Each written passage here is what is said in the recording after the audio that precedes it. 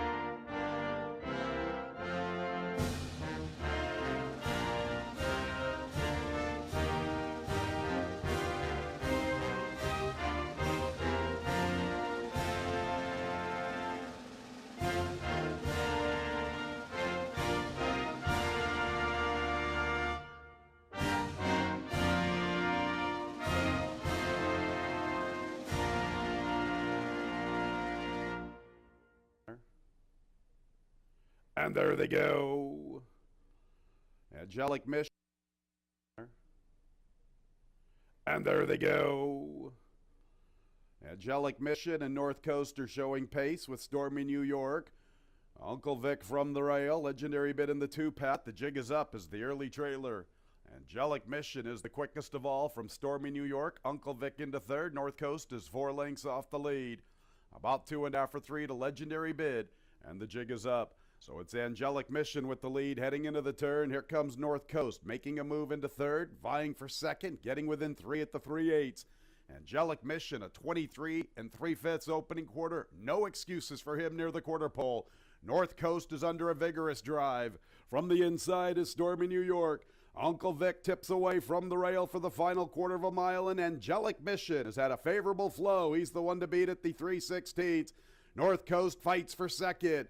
From his inside, Stormy New York. From his outside is Uncle Vic. Angelic Mission all over this group in the Halloween opener, strutting his stuff and just cruising with the lead throughout. Angelic Mission for 2 out of 3. Louis Perez continues to sizzle. 3 yesterday and the Halloween opener today.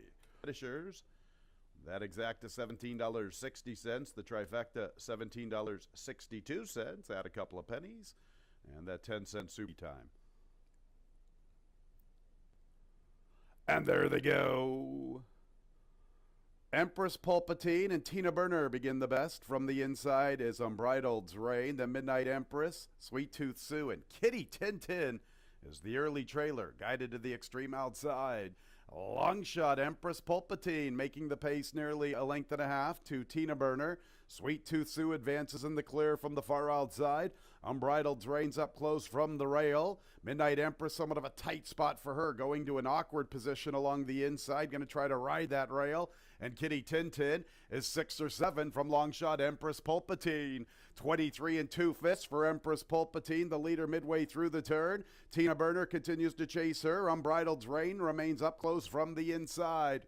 They're going to Sweet Tooth Sue, Midnight Empress, and Kitty Tintin wants no part of this off racetrack. And Empress Pulpatine continues chugging with the top spot. There comes Unbridled's Reign, working away from the inside. She is the threat at the 8th pole. And to the far outside comes Midnight Empress. Empress Pulpatine keeps on going. Unbridled's Reign has her in range to the outside. Empress Pulpatine, Unbridled's Reign. Here is Unbridled's Reign up in time.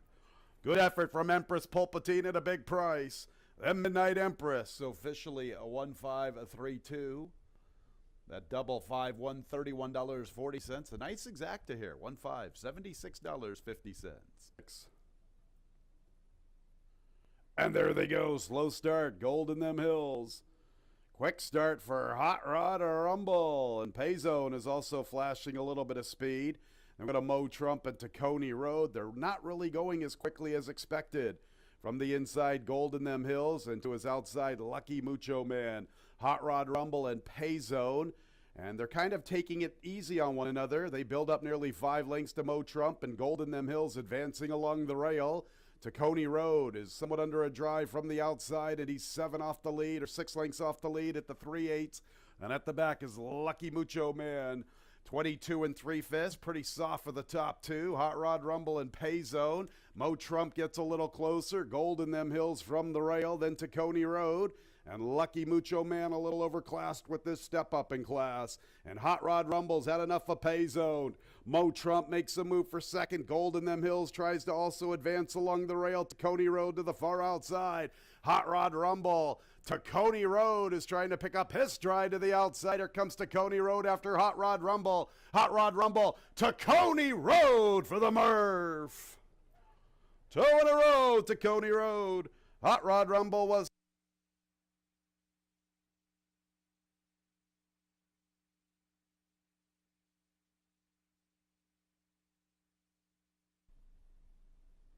and there they go. Good start for Mass Appeal and Professor Dave. Papa Tom B strides into third. Dean Verdile has the 4th spot. Then Big Bad Bud and Bustin' the Rules is the last of 6.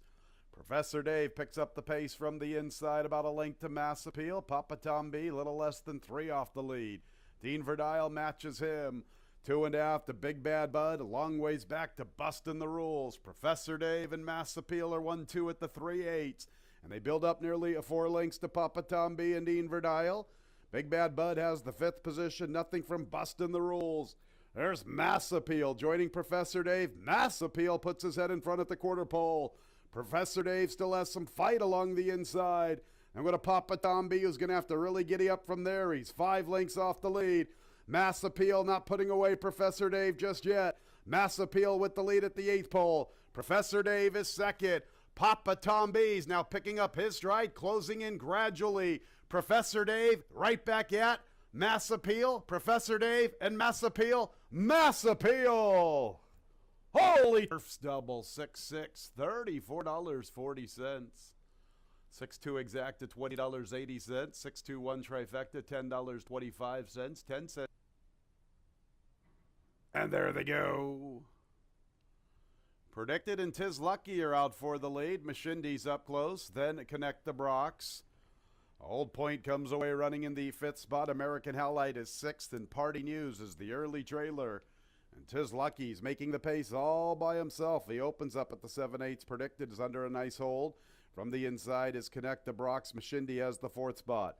Party News makes a bit into 5th, riding the rail inside of Old Point. American Howlite goes with them. Tis Lucky and Joel Cruz with the top spot entering the backstretch. Almost 3 lengths to Predicted. From the inside, Connect the Brox. Mashindi has a little more than 5 to make up at the 5/8. Old Point advances in the 2-path. Party News holds his spot from the rail. American Howlite's 3 or 4 wide up the backstretch run. 24 and 1/5 for Tis Lucky. 49 and 1/5 the half. Tis Lucky still with the lead to himself, better than 3.5. And second is Predicted. Connect the Brox third. Mashindi's making a move for third from the outside. They got Old Point, Party News, and American Howlite, and Tis Lucky has things to his liking. Building up a comfortable lead midway through the turn. Now Predicted's picking up his stride. Predicted's trying to close in after Tis Lucky. Tis Lucky and Predicted, really no change. Mashindi is third, then American Howlite. And from the inside is Old Point. It's all about Tis Lucky. Do you feel lucky, punk? 3/16 to travel. Tis Lucky, the one to reel in. In the second spot, there races Predicted, then American Howlite. Party News to the far outside. Mashindi from the rail.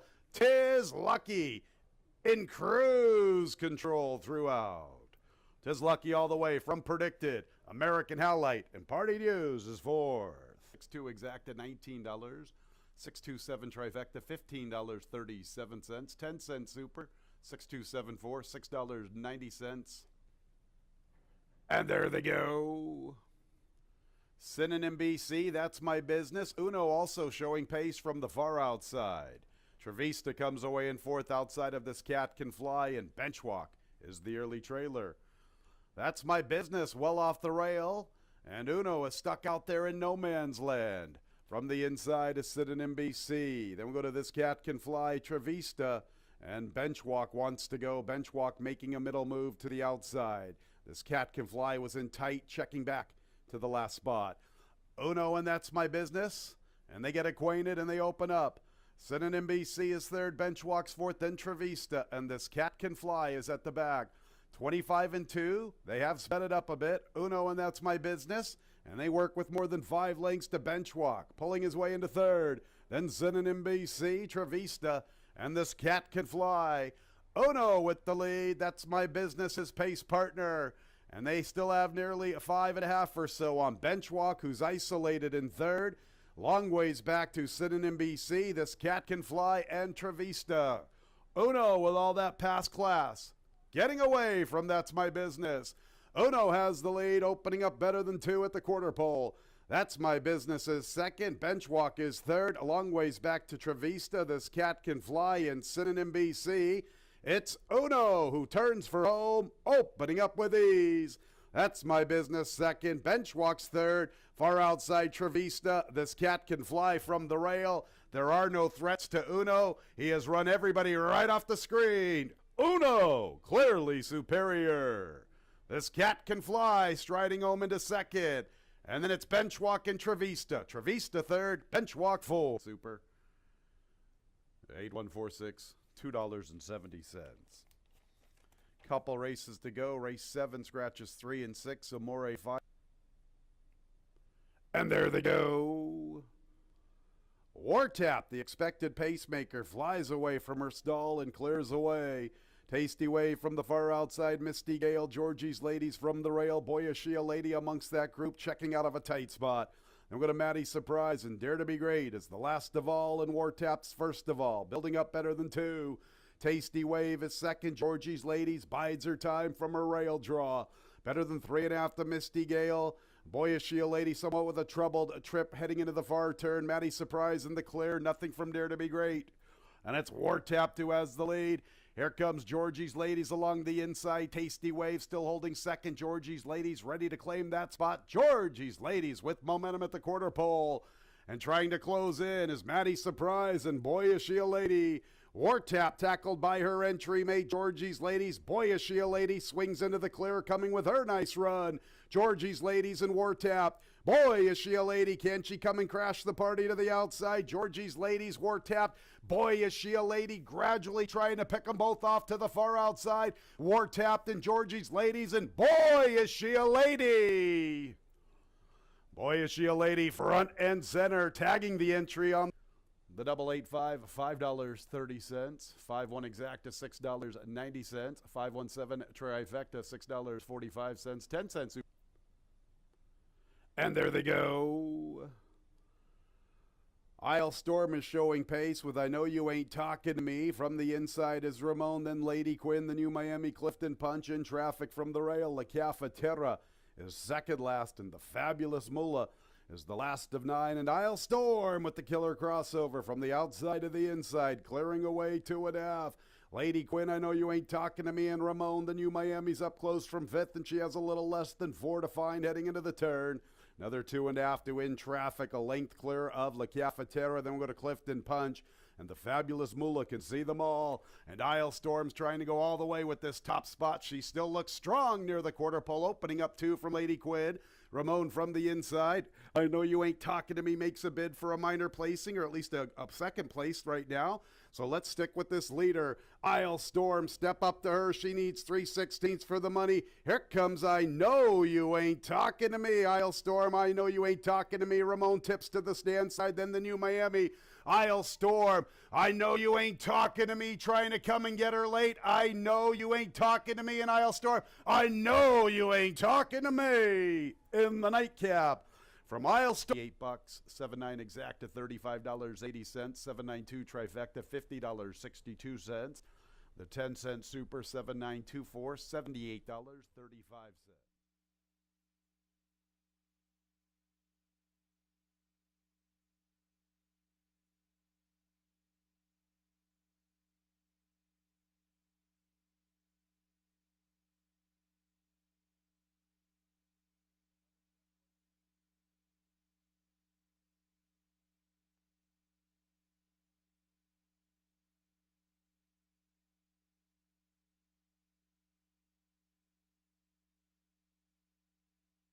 Pleasant good afternoon, ladies and gentlemen. Welcome to Finger Lakes Gaming and Racetrack, our Wednesday opener in about 45 minutes at 1:15.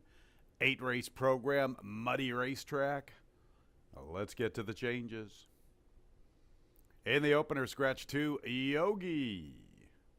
Number 2, Yogi. Scratch from our Wednesday opener. Race 1, as always, starts the early double and the early pick 4.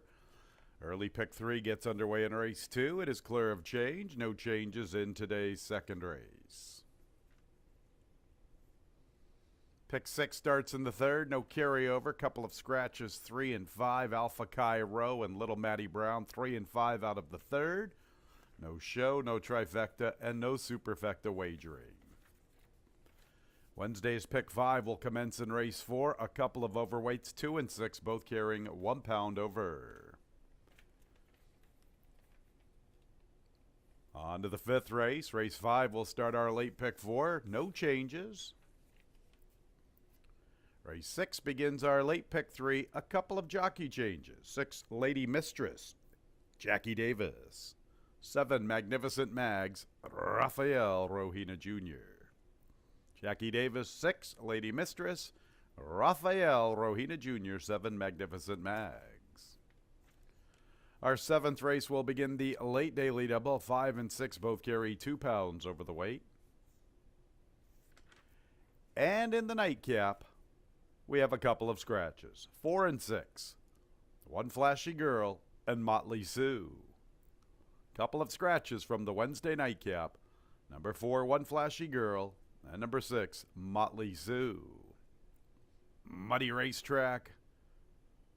The opener at 1:15. Have a great Wednesday. Up next, Dave Mattis.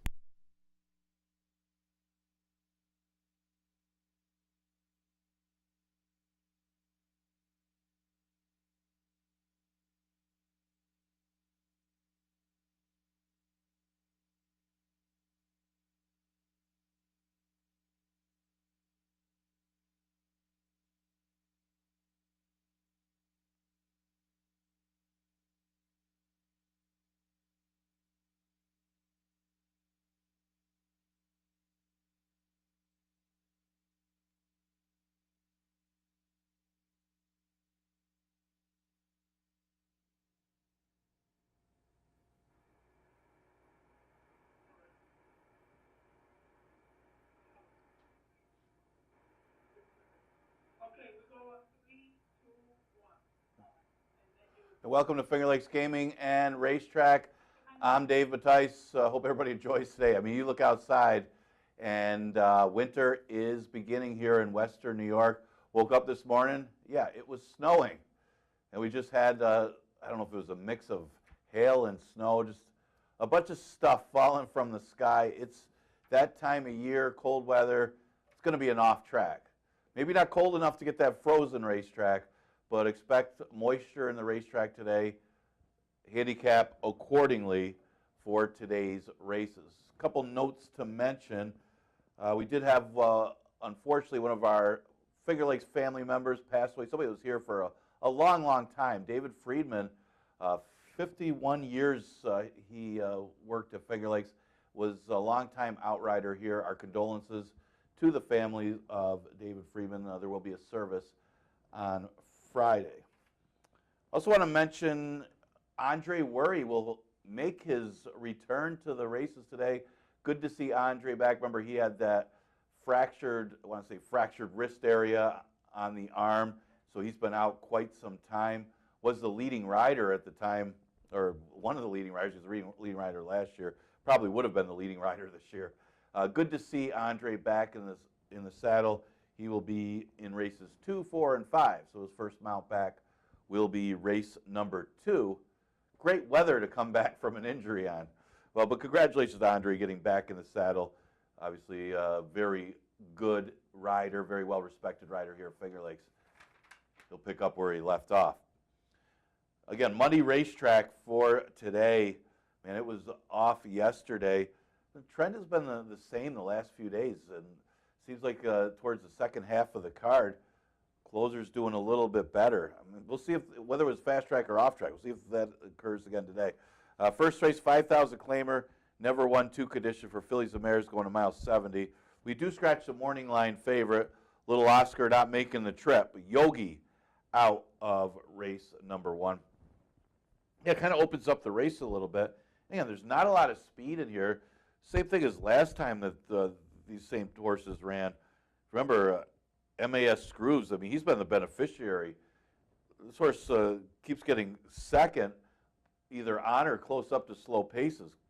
Could be the same thing today, but a little tougher. And, you know, I like the addition of blinkers on Sweet DeSantis. This horse is just not quite getting there, and maybe the equipment change could be what she needs. I mean, this horse was running against maiden special weights before dropping to 5 to break her maiden. And she looked good that day, breaking her maiden for 5. But ever since going to winners, she's just not quite getting there at the 2 Lifetime. And it was a similar field last time.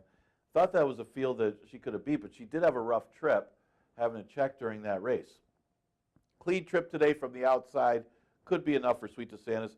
And I could see her getting into the race a little bit earlier, too, as well. I mean, you got MAS Screws and Welcome to My World as tactical speed types. Even Sweet DeSantis can be close up with them, even go out there with them. So I think she's got the edge, and I'm hoping the equipment change puts her over the edge to get the win here. She's second choice, actually was third choice morning line at 3-1. Welcome to My World's an interesting one.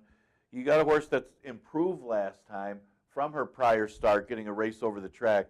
And the big thing about that improvement is she improved with moisture in the racetrack. And you're going to get even more moisture today with the wet track. So I'm thinking that she may not have minded the off track to get that 4th place finish. If you look at her form before, wasn't good. But she fits well against these, and I think she'll be closer. Notice she was far back off of that pace last time. I could see her being a little closer today with these slower horses and be right there. I'm going to go with her second, just on the improve. MAS Screws, yeah, she's the morning line favorite, and she can win. It depends on the pace flow. It's been more of a case of she's been the beneficiary of slow paces. She's had good tactics the last 2.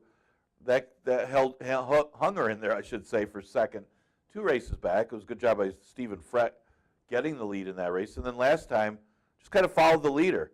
And it was crazy slow in that race. I think they went 116 and change for the 3/4.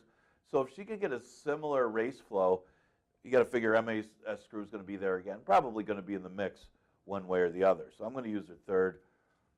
Tough to take her as a favor when she's had things kind of her way. 6-3-4 in the first.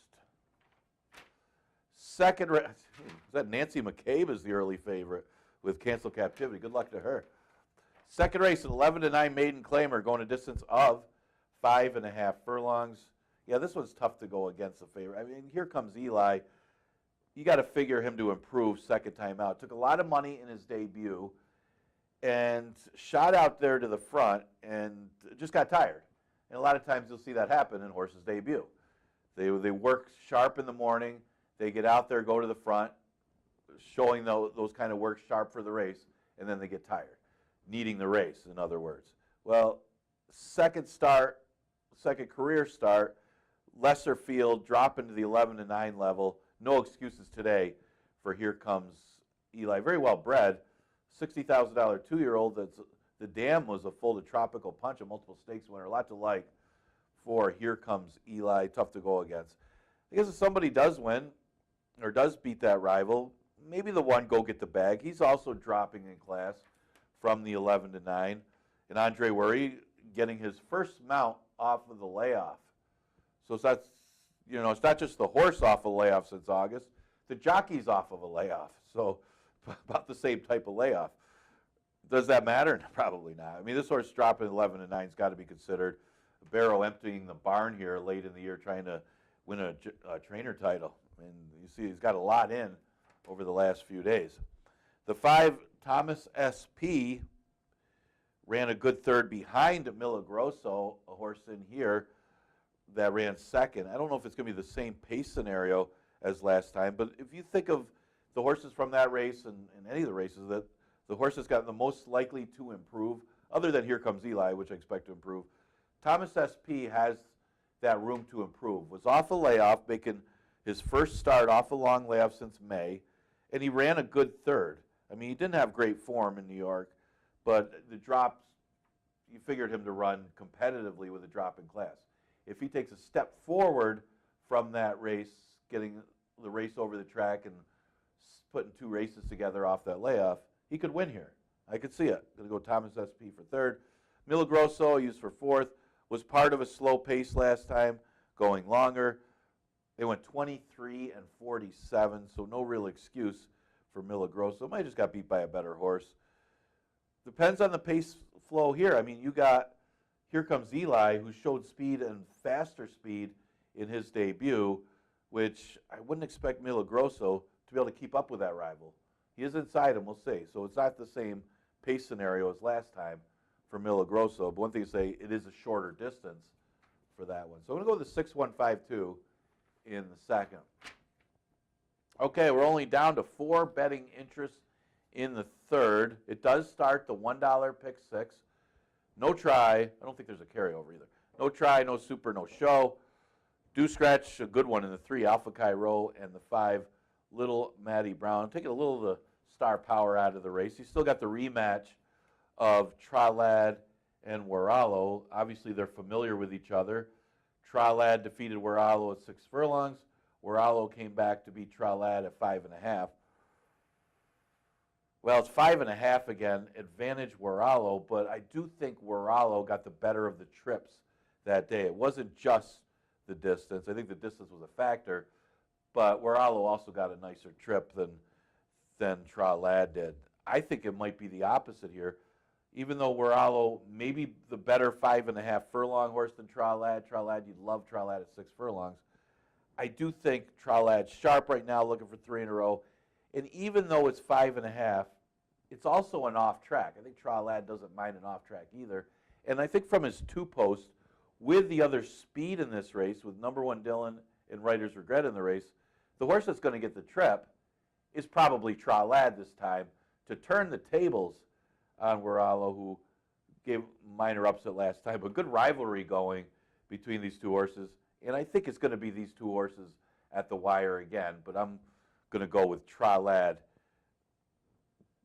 If Waralo was inside, I probably would go the other way, maybe go the other way. I think the off track might actually tip the scales to Tralad as well. So I'm going to go with the 2 and 6. The matchup of these rivals faces again. It's kind of like the Tyson Fury trilogy there. 4th race, an 11-9 maiden claimer going a distance of 6 furlongs. And this is the tough one of the day, because I think this is the first 2-year-old race we've had where they drop to the 11-9. And when they do this, you do see a lot of the 2-year-olds, they have poor form, mainly because they just couldn't quite keep up with the special weights. And a lot of times in those special weight 2-year-old races, you have a horse dominated by multiple lengths. And keep that in mind when you're handicapping this race. It's not so much which horses ran bad or which horses just had excuses or got tired of chasing some real good ones. I did take a little bit of a shot in here as a horse that might be a little priced. They're probably going to bet City Kitty. They're probably going to bet the first-time starter for Chris Engelhardt, a well-bred one. I am going to go to the outside. Hopefully, Andre Worry gets maybe his first win here, first win back. I do like this Bonus Salute, even though the form is horrible. I mean, I'm taking a horse that's losing by 40 lengths, 17 in her last start.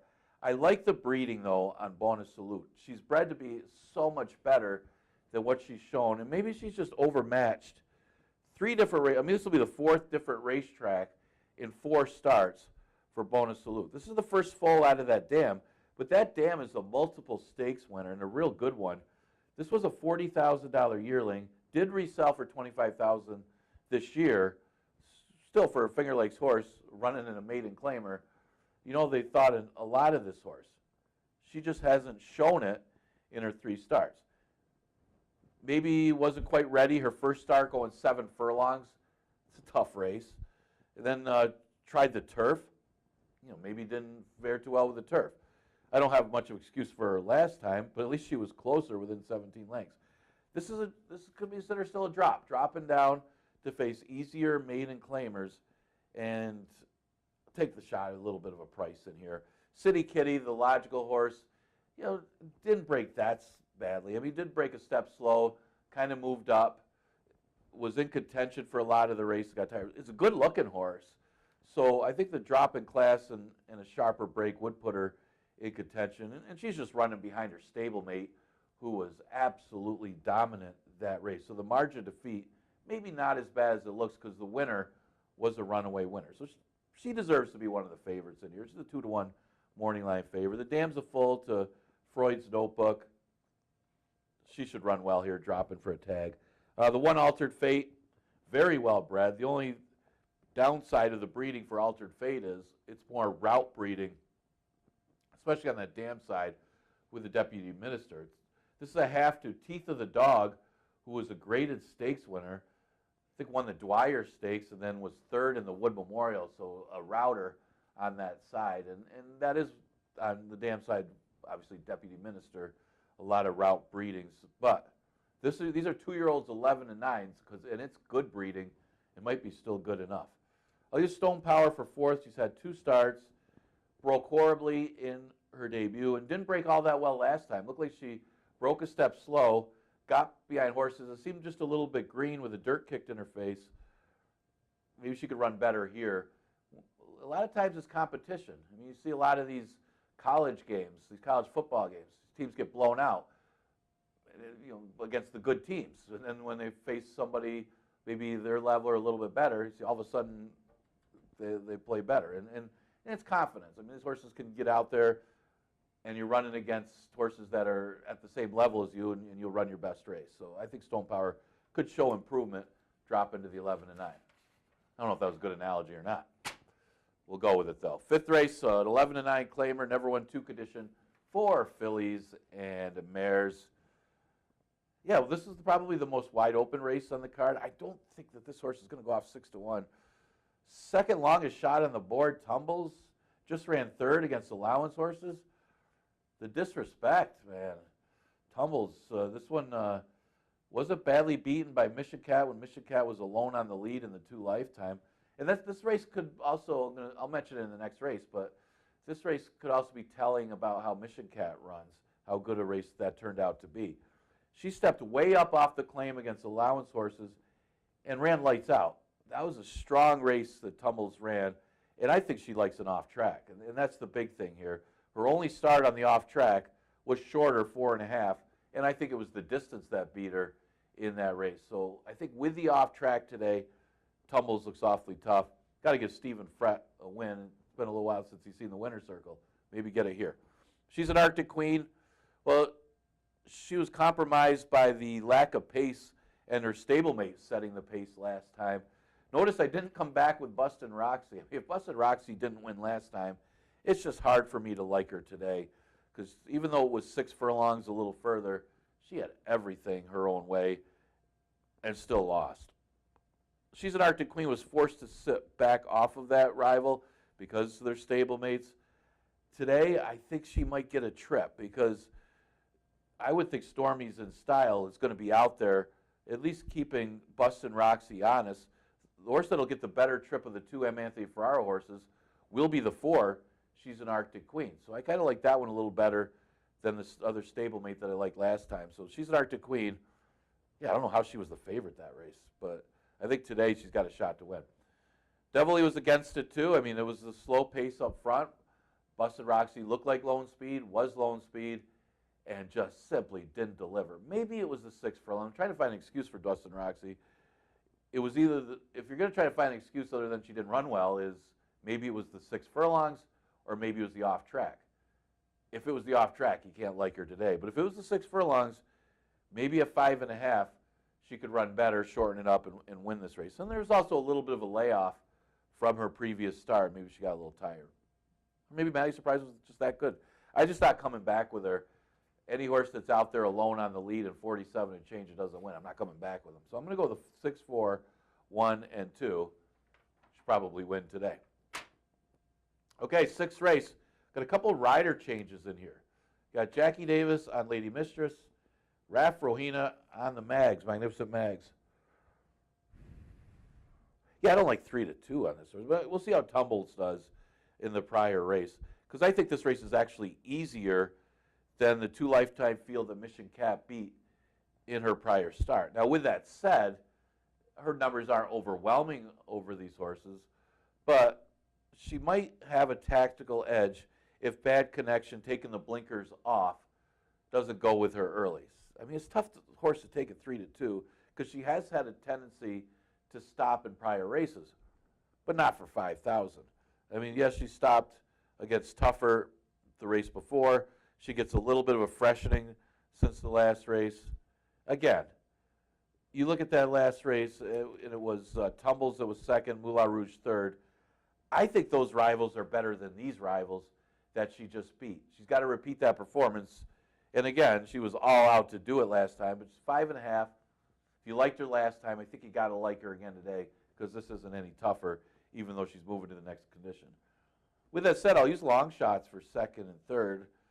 Midmon cuts back in distance and maybe wanted nothing to do with the route last time. And she's got races earlier this year that are good enough to be right there against these horses. Yeah, throw out the route race, throw out the race before where she was wide. I mean, you can only throw out so many, but you only got to go back a few races where she's competitive. And I think she's going to sit a nice trip up close with Mission Cat, with Bad Connection being outside stalking, Mission Cat on the lead, Midmon getting that rail trip right behind Mission Cat, could hang around and land a share. Now, the deep closer always fires for David Rivera is Central Capital. More of an underneath horse because of her running style. You won't see her much early, but she's got 1 run, so it doesn't matter if it's 5.5 or 6 furlongs. Probably still a little better, 6 furlongs. She's just at the mercy of the pace. If one of these days he's just going to get that real quick pace early. If that does happen, if Bad Connection does go after Mission Cat, maybe Central Capital has a chance to win, but more of an underneath type that you almost got to use in the super because she'll pass some of these horses that get tired at the end. Wine Trail was going to use second or third, probably second, except for, you lose Jackie Davis. I'm not sure why Jackie Davis isn't riding this horse, and her on it is a big positive. Obviously, she's a really good rider. So they do lose Jackie Davis, but go back to 5.5, which is a good distance for Wine Trail, and she likes an off track. Doesn't mind an off track, I should say. Didn't have a very good trip last time. Don't know what kind of trip she'll get today, though, without Jackie Davis. I'm going to go with the 3-1-5-2 in race number 6. 7th race, a maiden race that goes the distance of 1.70 miles. Yeah, off the last number, I'm not going out on a limb here. The last number for Mad Magic crushes these, and that race was on a sloppy racetrack. Just missed against a real good one that finished ahead of him. And there was, Ali Can Dance was one of the main contenders. This race finished behind. So you got to come up with a reason why you think Ali Can Dance can make up that ground if you like somebody else. The other one that I thought might have a shot was actually the 6, Cause I'm Elegant. I think some of these other ones, you kind of know what to expect from. And if Mad Magic runs his race, you know what to expect from the other ones, and they're not as good. They're just not as good as the number that Mad Magic put up last time. The horse that could improve and be right there and maybe have the chance at the upset, I thought, was the 6, Cause I'm Elegant, stretching out because of the breeding. I mean, this horse is better bred for the route. Obviously, a dam by AP Indy. Plus, that dam's a half to a graded stakes winner going long. Was a Frost Porch or something like that. The dam was unraced, but sold for over $125,000. But mainly these offspring, you would expect them to go long. Last race wasn't even that bad going short either, turning back. She ran a decent 4th in that field on an off track. That was her first race over the track. You got to think, if there's a horse that's going to improve enough that could possibly beat Mad Magic, it's this one. And I think she's the main rival. And she's 6-1. So if you're looking for a little value, any horse to take a shot at, maybe this one. But her number's still not quite good enough to beat Mad Magic. But she could improve second start over the track. If Mad Magic regresses any, she could be the one to pull off the upset. Ali Can Dance finished behind Mad Magic, but might be the best of the rest of them. So if you like somebody to hit the number, that's reason to. Because once you get past Mad Magic and Cause I'm Elegant, not much else to like in here. You got, I mean, the horse I got fourth is a horse coming up in class from 5,000. Talking about Hanini, who just ran second for 5,000, but ran second behind Triton's Creed, who controlled the pace. It might be okay. I mean, that one might turn out to be a good one, better than 5,000 anyway. And keep in mind, she was off a little bit of a layoff for that race. It was her first race over the track, and now she steps up. And I could see her being competitive despite the step up, because her prior numbers, even though she's getting beat at other racetracks, they're not terrible. And she's got some breeding. Let's face it. I mean, she's by Tisnow out of a dam by Forestry.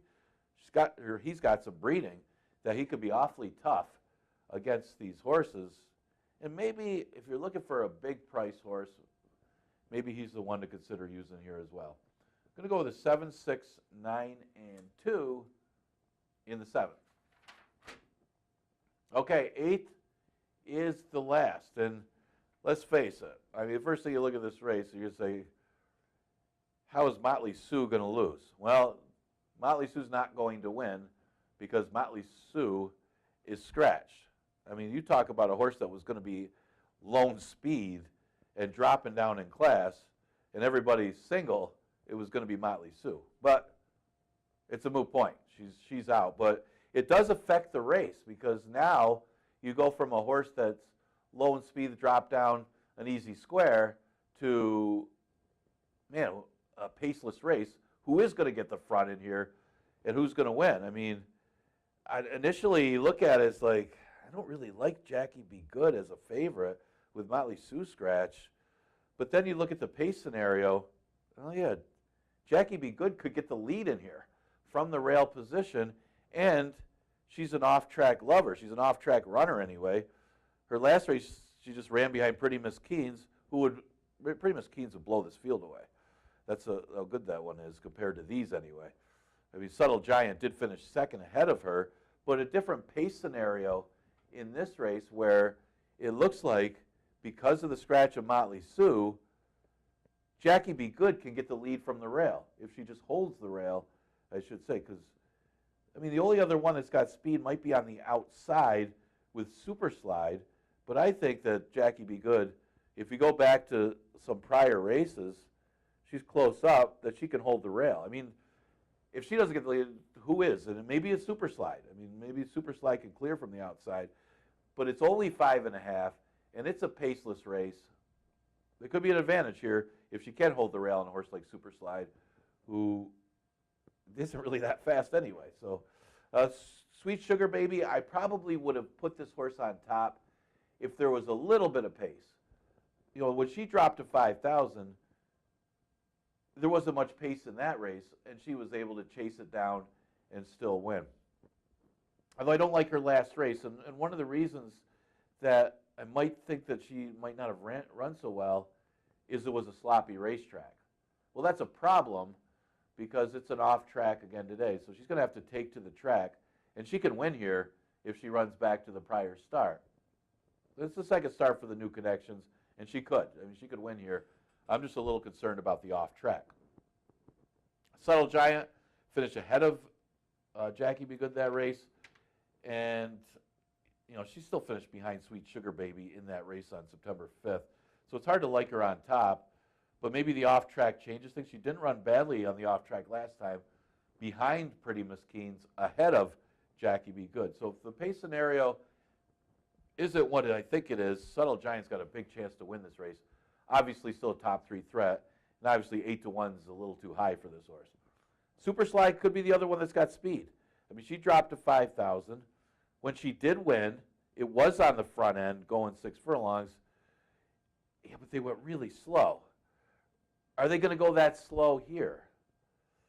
I don't know, maybe. I mean, can she get the lead in here? That could be a factor too. If she gets the lead, she wins. If they don't go too fast. I mean, if she's too aggressive trying to clear and she's not that fast early, that might be her downfall too. So it could be a little bit of a chess match here as far as the early pace in a race that ends up completely paceless because of the scratch of Motley Sue. But I'm going to go the 1, 5, 7, 8, thinking that Jackie Be Good could hold the rail in this race. And she's found herself with a little too much to do. in her prior couple starts, and she does like an off track. So things to like. Enjoy today's races. We are going to be dark the next few days. This is the last day of the live racing week, but Breeders' Cup coming up. I can't believe it's here already. Enjoy the Breeders' Cup races. We got simulcast wagering of all the action Friday and Saturday. Of course, Friday you can advance wager on the Saturday's races as well. Those are good days to make some money. You want to be right here at Finger Lakes for those races. We got the time change this weekend as well. So our next live racing day, this is the last day of 1:15 first post. Our next live racing day, Monday, we got a 12:15 first post. We also got our final two stakes races of the season, both Monday and Tuesday. The She's a Stone Cold Fox stakes race is Monday. That's for the 2-year-old fillies. Then the boys take the center stage on Tuesday, the Tin Cup Chalice. So a lot coming up this weekend and early next week. And again, make sure you get here earlier. We got to make sure I get here earlier. 12:15 first post, our next live racing day on Monday. So I'll see you then.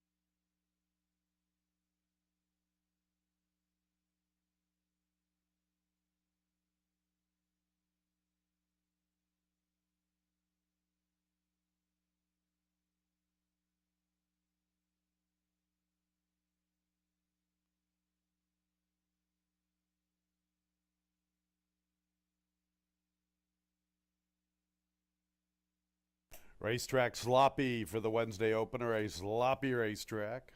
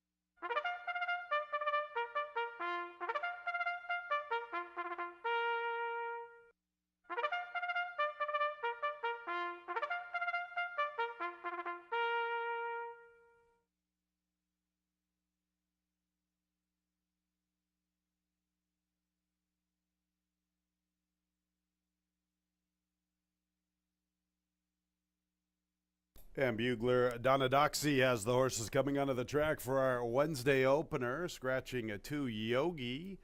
And let's meet the group. 1 is canceled Captivity, Carlos Camillo. Once again, 2 Yogi scratch from our Wednesday opener. 3, Welcome to My World, Jackie Davis.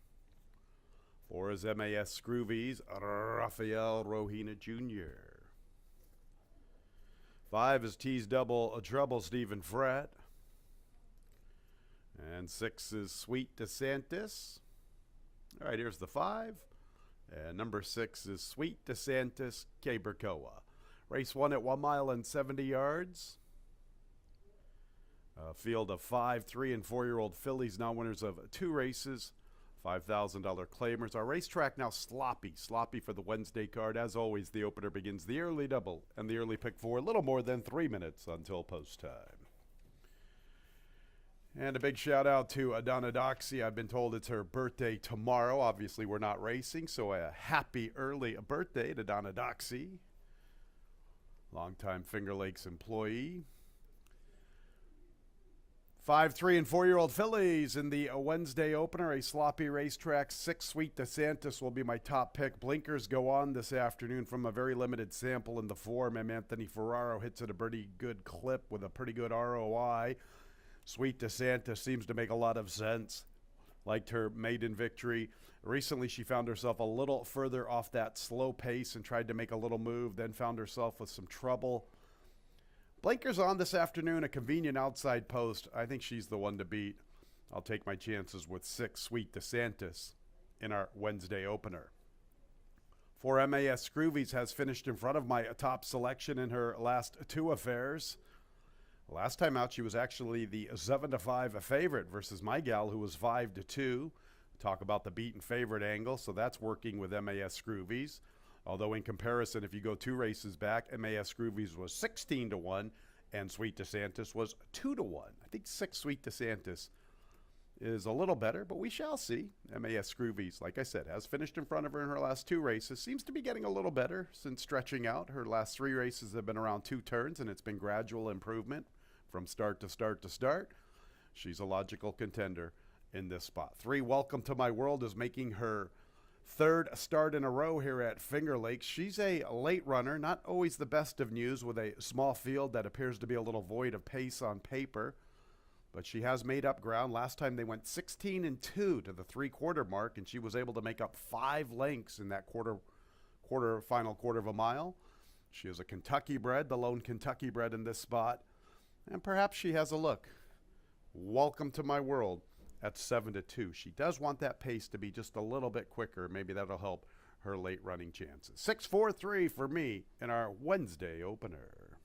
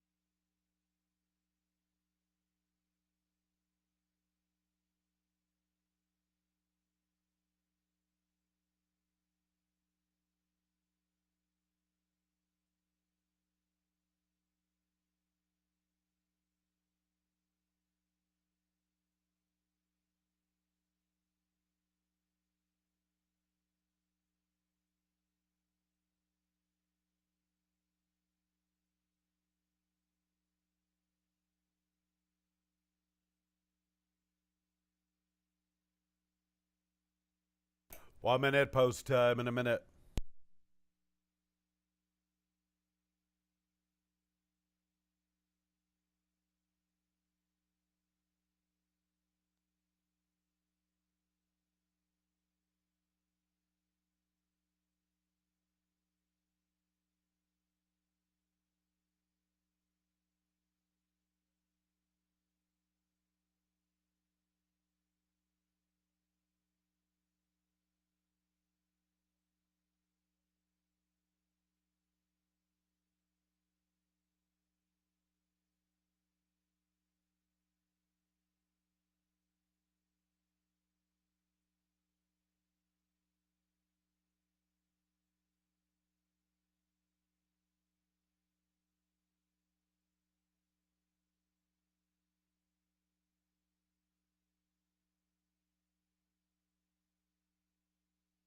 It's post time for the Wednesday opener. 6 Sweet DeSantis, 8-5. 4 MAS Scroovies, 2-1. The 3 Welcome to My World, 3-1 on the board. Canceled Captivity, the Rail Runner, 9-2 long shot status with T's Double Trouble. 5, 3, and 4-year-old fillies kickstarting this Wednesday card. Sloppy Racetrack. November 1st, and we wake up to snow. Come on, man.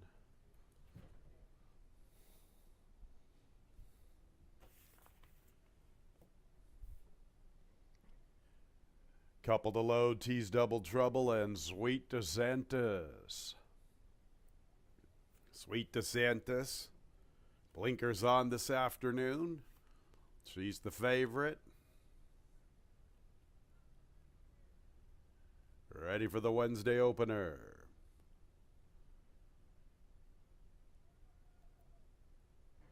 And there they go. A little bit of a bunny hop from Canceled Captivity. 3 of them scrimmage. MAS Scroovies. From the outside is Sweet DeSantis. A little rank through the early stages to her inside Tease Double Trouble. She's a little rank because Koa wants to have her sit a very nice trip from that outside post. So let's stay with the leaders. MAS Scroovies on the lead. From the outside, Sweet DeSantis now settling into a nice stride, and Tease Double Trouble's forwardly positioned, and it's a soft pace. Then we're going to Canceled Captivity, and Welcome to My World is the last of the quintet, and she's a good 10 lengths from the front. MAS Scroovies and Sweet DeSantis, 3 parts of a length separating them at the 5/8, a length and a half to Tease Double Trouble. Nearly 6 lengths to Canceled Captivity, 3 clear of Welcome to My World. 25 seconds that opening quarter. MAS Scroovies and Rafael Rohina Jr. by a length to Sweet DeSantis and Koa. Tease Double Trouble and Stephen Fred have about 3 to find heading into the third. 49 4/5 the half. Canceled Captivity has a ton of work to do. Likewise for Welcome to My World. Top 2 with the advantage. And it's MAS Scroovies. Sweet DeSantis is a little even pace. She's losing a little bit of ground. Here's Tease Double Trouble going to try to make a move for second. MAS Scroovies. Tease Double Trouble 11-1. The biggest price on the board, trying to spring the upset. She's trying to come and catch MAS Scroovies. MAS Scroovies and Tease Double Trouble. And Sweet DeSantis is back to third. MAS Scroovies still with the lead at the 8th pole. Tease Double Trouble has a length and a half to make up. They're at the 16th. MAS Scroovies is almost home. In fact, she is home. MAS Scroovies and Rafael Rohina Jr. in the opener. Tease Double Trouble was second, then Sweet DeSantis and Welcome to My World was fourth.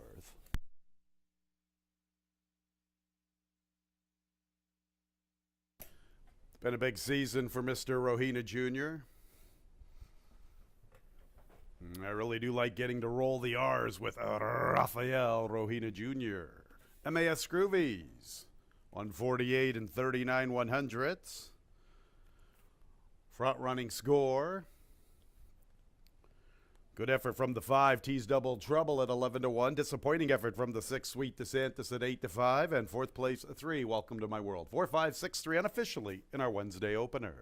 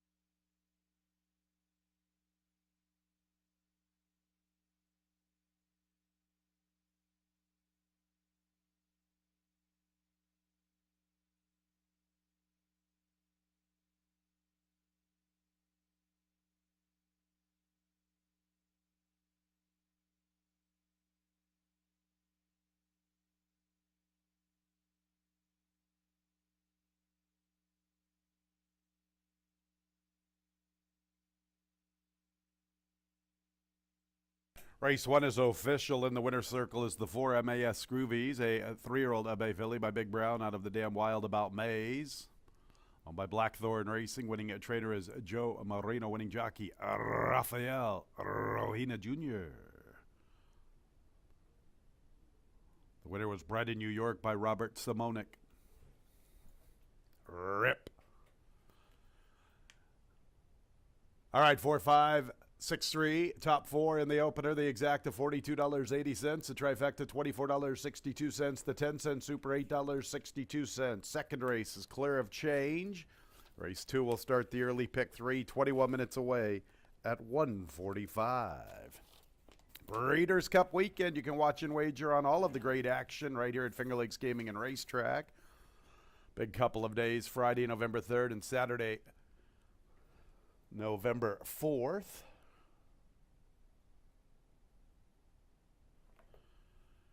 And you want to be part of our Finger Lakes bonusbets.com. We're going to bump up the rewards from Santa Anita. Normally you'll get 2% rewards from Santa Anita, but for the Breeders' Cup Friday and Saturday, and not just the Breeders' Cup races, the entire cards from Santa Anita are going to bump up those rewards to 5%. How about that? Must wager $1,500 a month. FingerLakesBonusBets.com. Sign up for this Breeders' Cup incentive. 5% rewards both days, Friday and Saturday. The entire cards, 5% rewards. FingerLakesBonusBets.com. You play, we pay.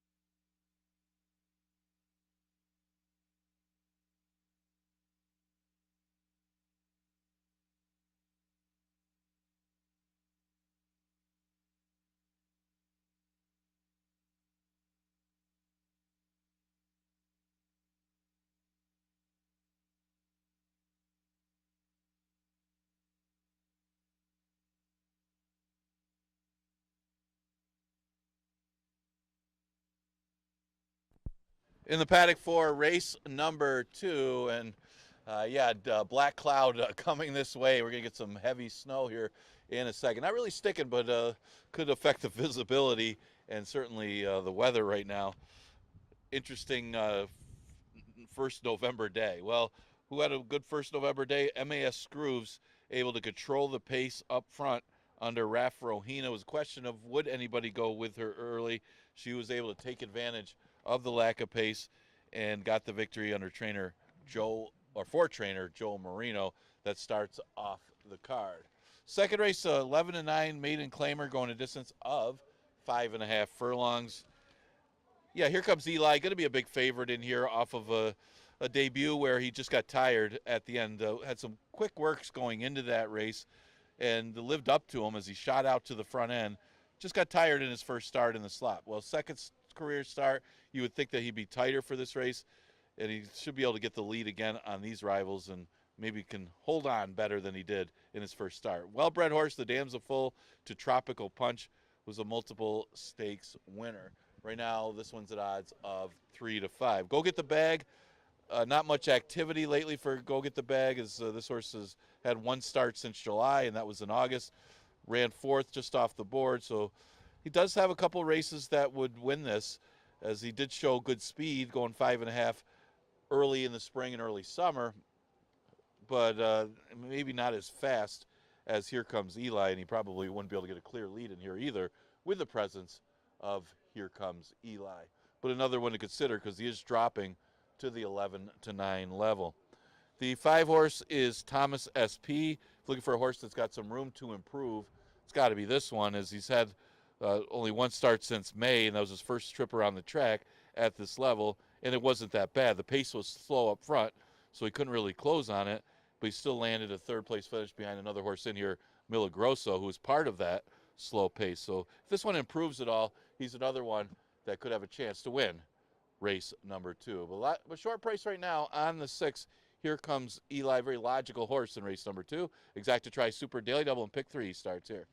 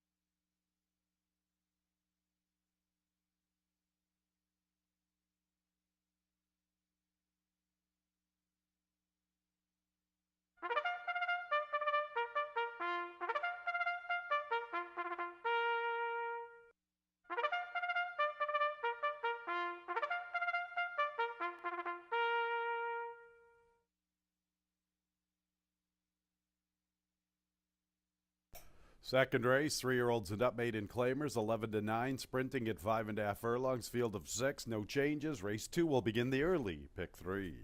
Post time in about 3 minutes.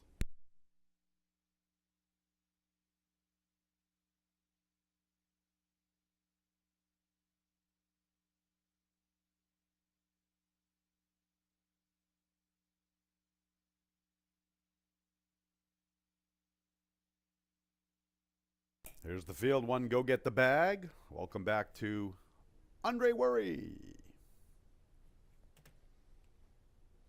2 is Milagroso, John Davila Jr.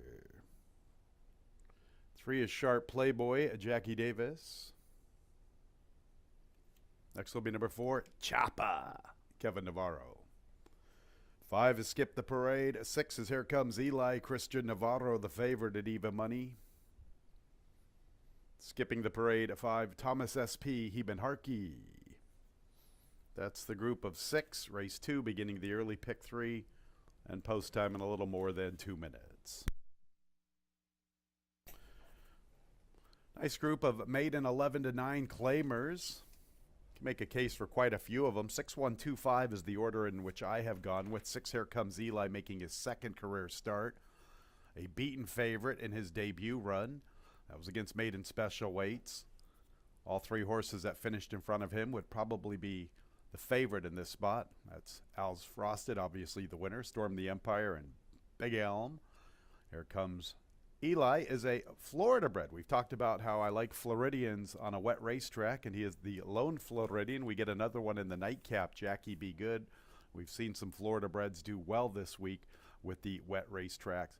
Here Comes Eli. The discouraging news is Jeremiah's given up on him pretty quickly. I mean, at least he's not plummeting him all the way to 5, but he is dropping him to 11. It wasn't like the debut run was that bad.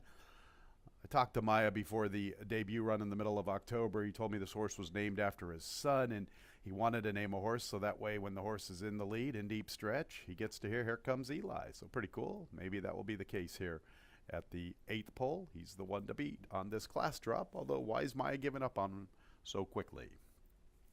Other horses to think about are the 1, Go Get the Bag, who has not been seen in quite some time, a couple of months. How about Andre Worry getting back here, huh? Pretty cool. Andre Worry, our leading jockey until the injury. Andre was our leading jockey last year, so it's good to see him back in the saddle.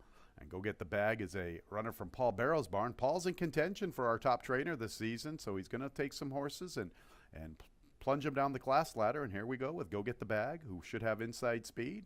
And on this class drop alone, warrants consideration. 2 Milagroso ran well in defeat on the 18th of October. A big number that day.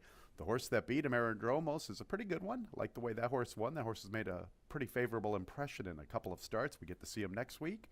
Milagroso, also one of the contenders here in race 2. And then you get the 5, Thomas S.P., who's making his second start locally for the Finger Lakes Hall of Famer John Grabowski. A promising run. There it is, Aerodromos and Milagroso. Maybe if this horse makes a forward move, he's part of the contentious group. Pretty cool race here. You get Sharp Playboy and Chapa to complete the field of 6. Race 2 will begin the early pick 3.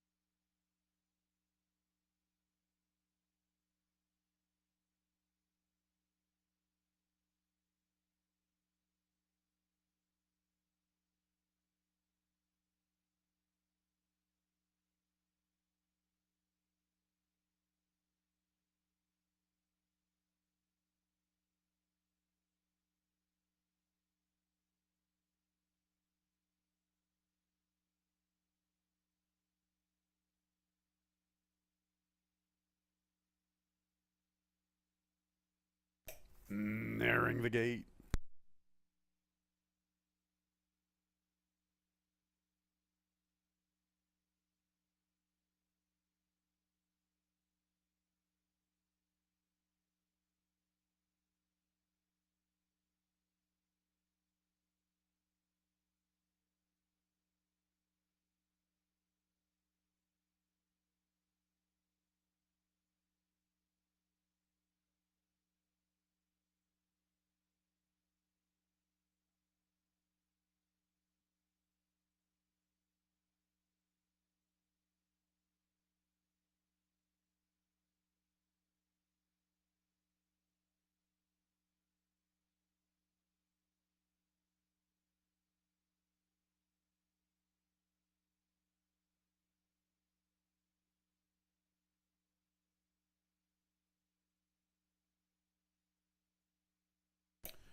It's post time for the second race. Big favorite to the outside. Here comes Eli at 4-5. One Go Get the Bag, 5-2. The second choice. 2 Milagroso, third selection, 9-2. Andre Worry back in action. He's aboard the One Go Get the Bag. Good to see Andre back in the saddle. There's Milagroso. Finger Lakes Hall of Famer John Davila Jr. Couple of Finger Lakes Hall of Famers here in race 2. John, who continues to ride very well.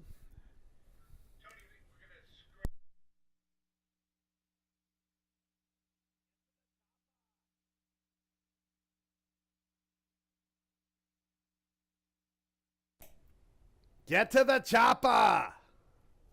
4 Choppa has been scratched. Number 4 Choppa has been scratched. He's loose. Heading to the 8th pole now, the 3/16. Choppa, scratch from race 2. Refunds, win, play, show wagers, exacta, trifecta, superfecta wagers. The double starting here in race 2, along with the early pick 3. Concerning the early double, you will automatically receive, or concerning the early double, you will get a consolation version. And concerning the early pick 4, you will automatically receive the post-time favorite. So we have the late scratch of 4 Choppa. Was in mid-sentence talking about the Finger Lakes Hall of Famers here in race 2, John Davila Jr. and trainer John Grabowski. Pretty cool to see a couple of Finger Lakes Hall of Famers in action here in the second race. A little bit of a delay as we try to color in Choppa.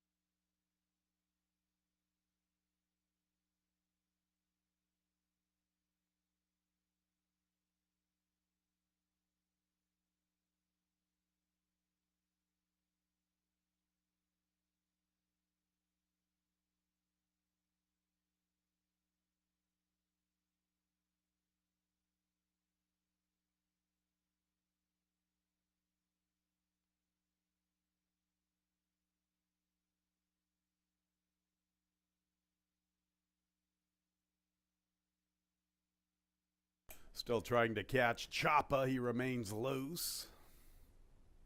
An elusive individual he has proven to be. This is causing the delay. Once again, number 4, Choppa, got loose near the starting gate. And he's in his own world right now.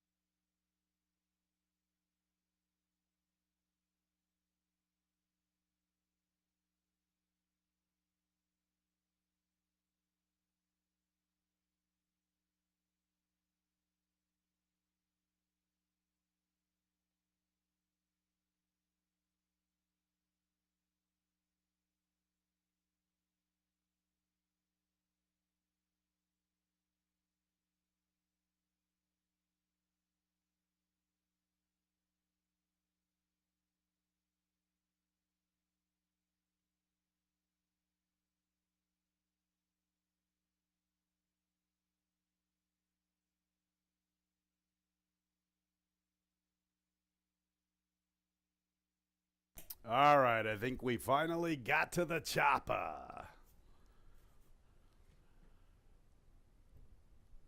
Let's update the odds. 6, here comes Eli at 4-5. Number 1, go get the bag at a 2-1 in the 2. Milagroso, a 9-2.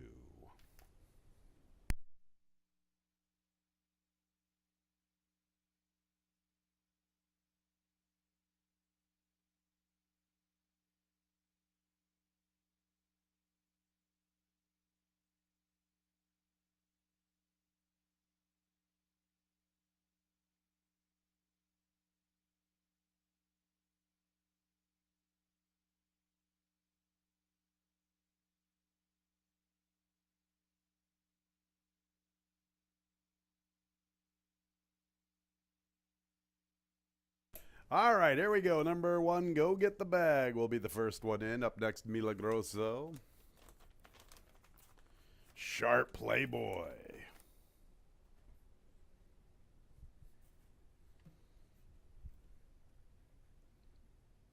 No relation to Playboy Buddy Rose. Here's the 5, Thomas SP, and then the 6. Here comes Eli, 4-5.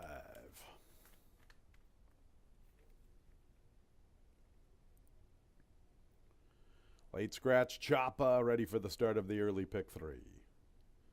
And there they go. Pretty good start for all of the runners. Go get the bag quickly away from the inside. Here comes Eli overseeing the affair. Also up close, Milagroso and Thomas SP. Sharp Playboy is the last of all, and he's a long ways out of it. Go get the bad Milagroso. Also there from the far outside is here comes Eli. Thomas SP decides to back off this pace battle, isolated in 4th with a little less than 6 to find heading into the turn.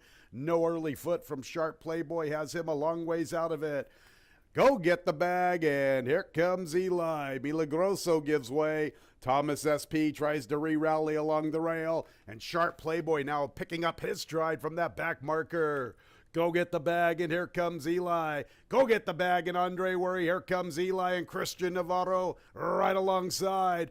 And Sharp Playboy continues to advance from the far outside. He's putting in a good final quarter of a mile. Looks like 3rd is going to be his best opportunity, but he is trying to gain gradually on these leaders. Still up front, here comes Eli from the inside. Go get the bag. Sharp Playboy, too little, too late. Here comes Eli. Here comes Eli, gets the job done. What a finish from Sharp Playboy. Not sure if he was able to tag second away from Go Get the Bag. Farther back, Milagroso and Thomas SP.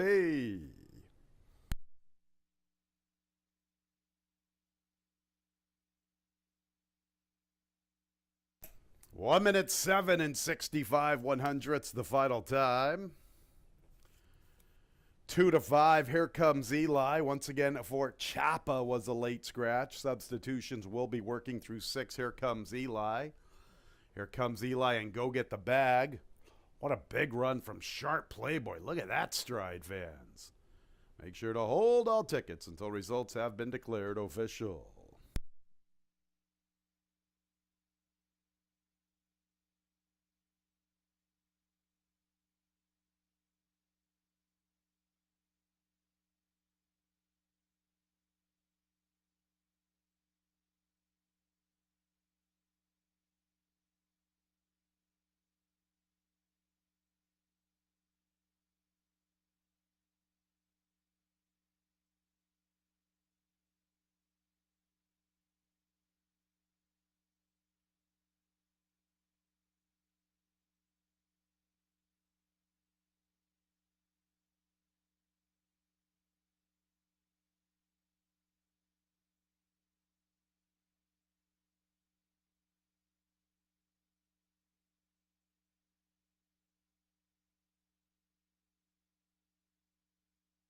6, here comes Eli. First, second place 1, Go Get the Bag. Third place 3, Sharp Playboy. Fourth place 2, Milagroso.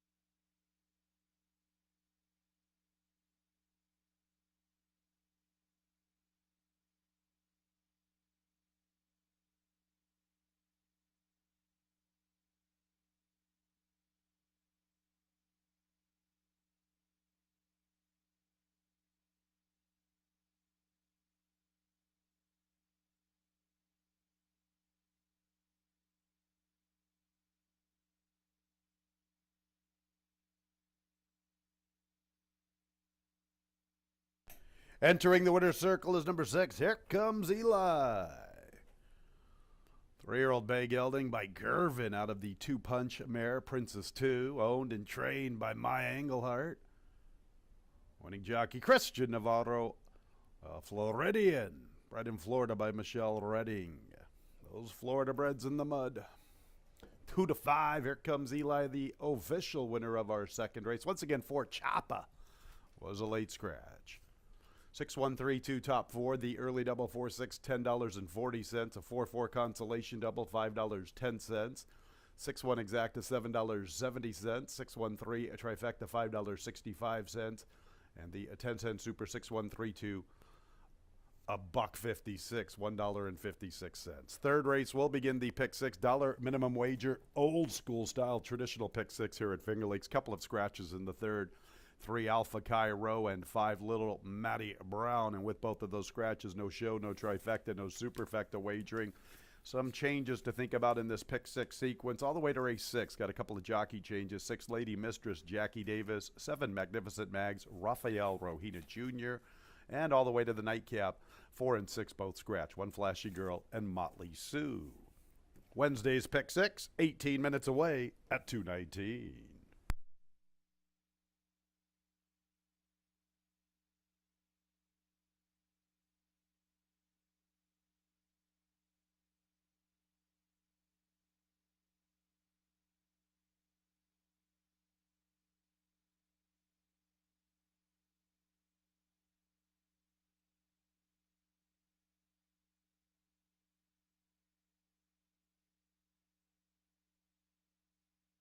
We had a claim from race 2, the winner 6. Here comes Eli, moves to the barn of John Grabowski, owner-trainer.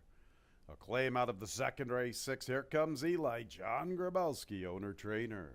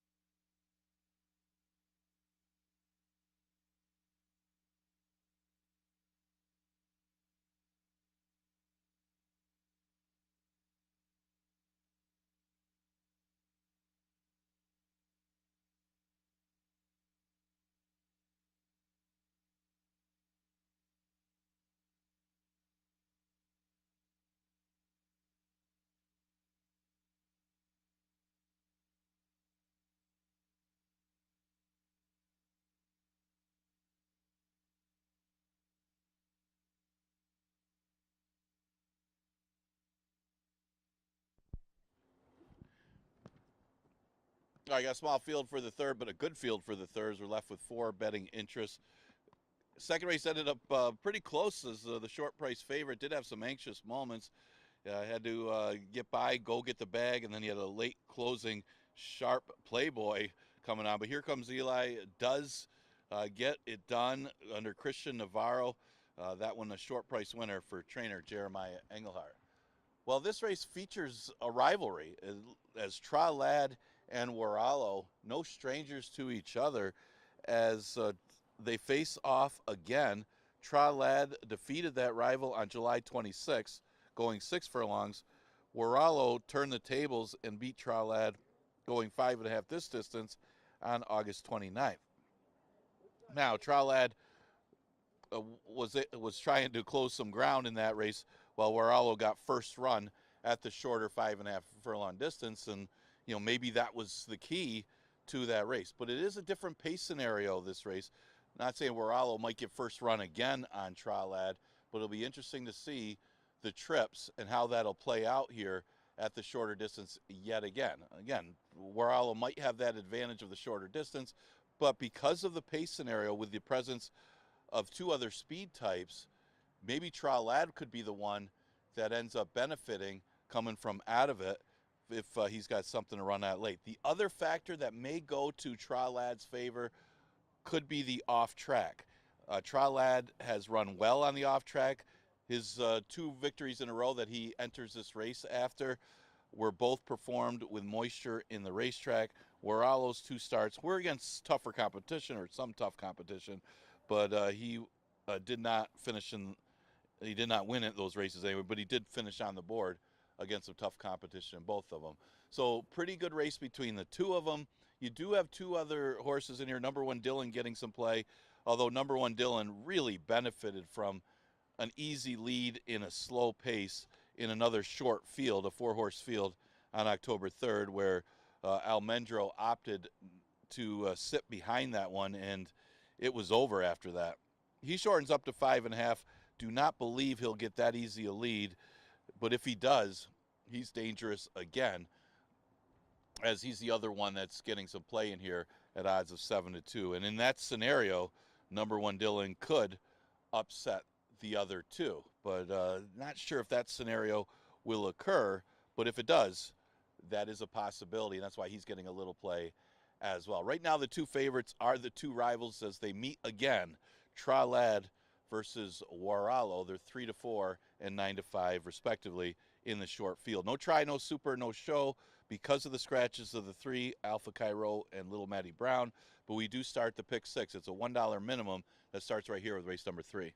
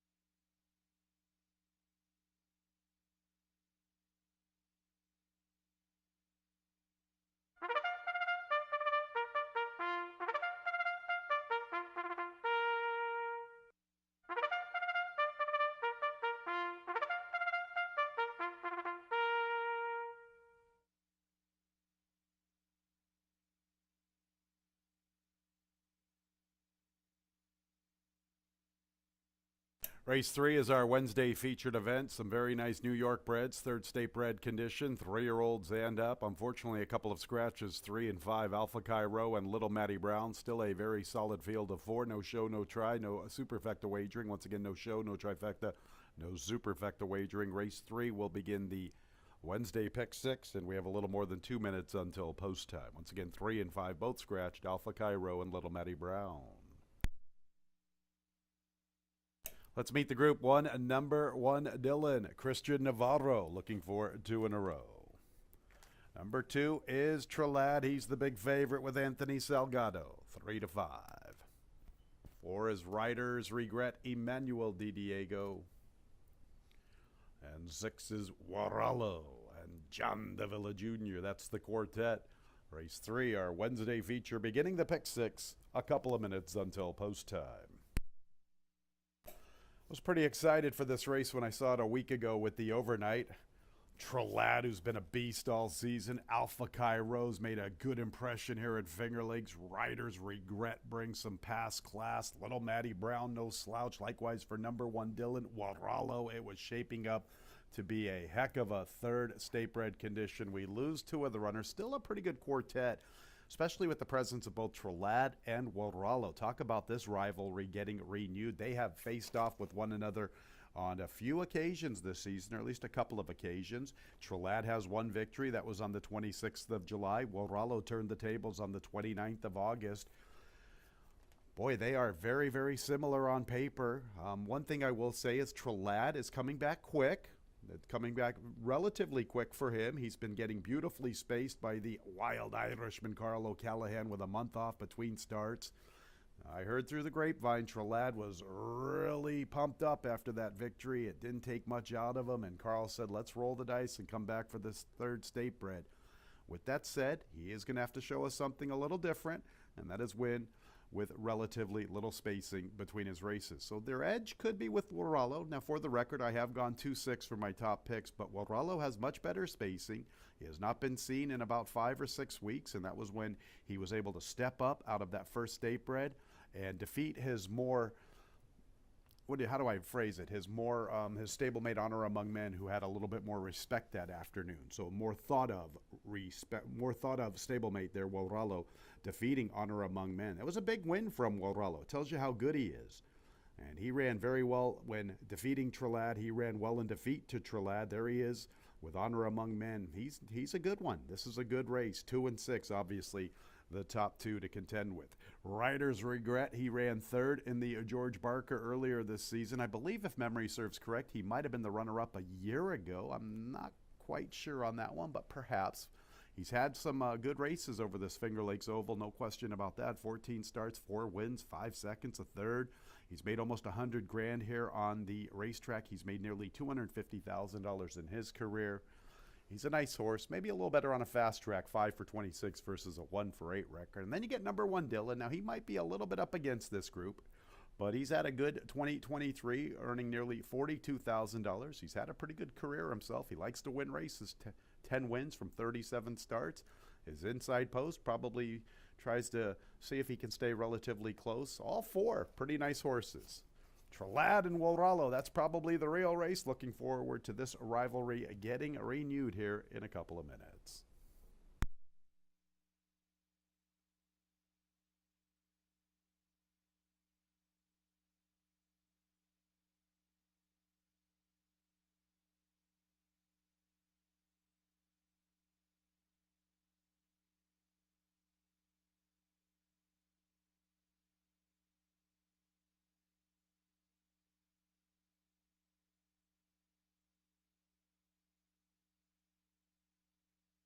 The horses are approaching the starting gate.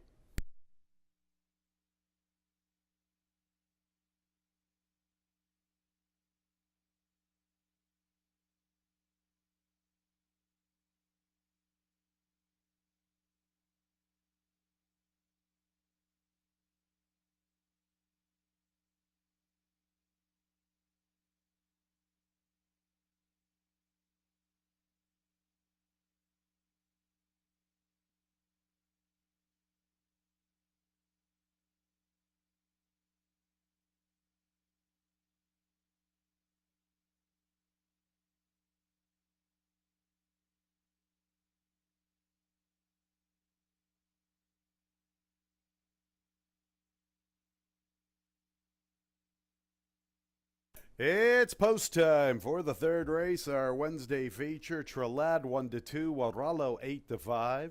Riders Regret 5-1. Number 1 Dylan, the long shot of the quartet at 11-1. Trelad will be the first one into the starting gate.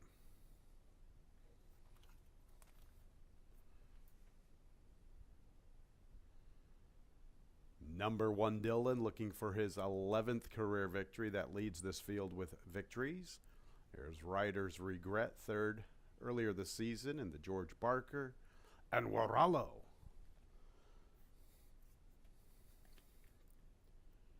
Ready for action.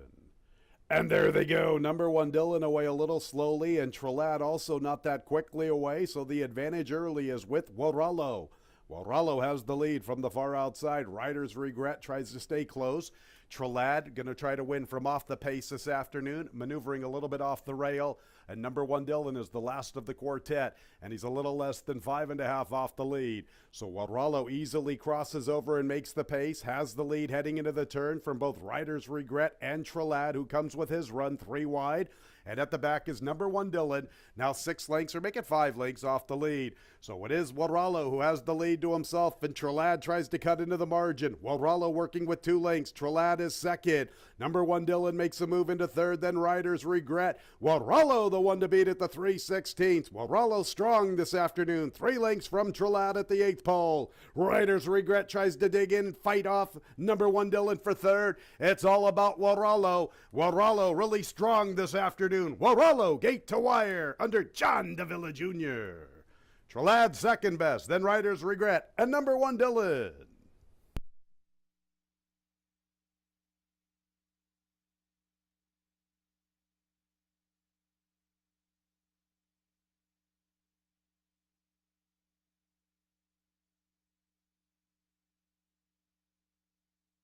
One minute 4 and 41 hundredths the final time. Big effort from 6 Waralo.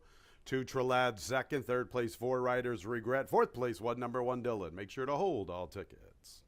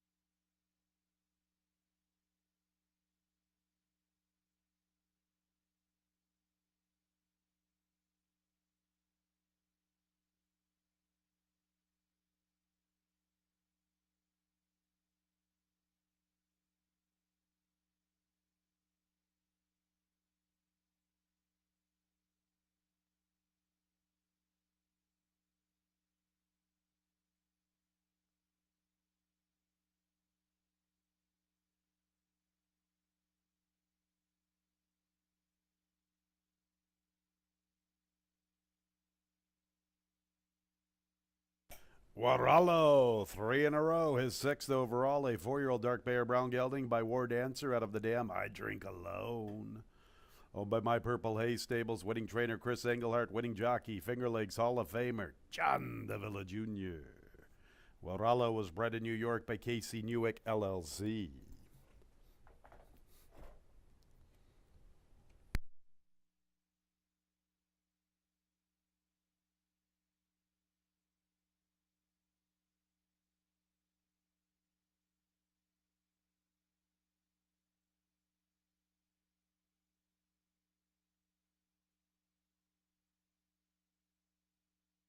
Race 3 is official. The double 6-6, $9.90. Mayan Chris is double. The 6-2 exact to $6.70.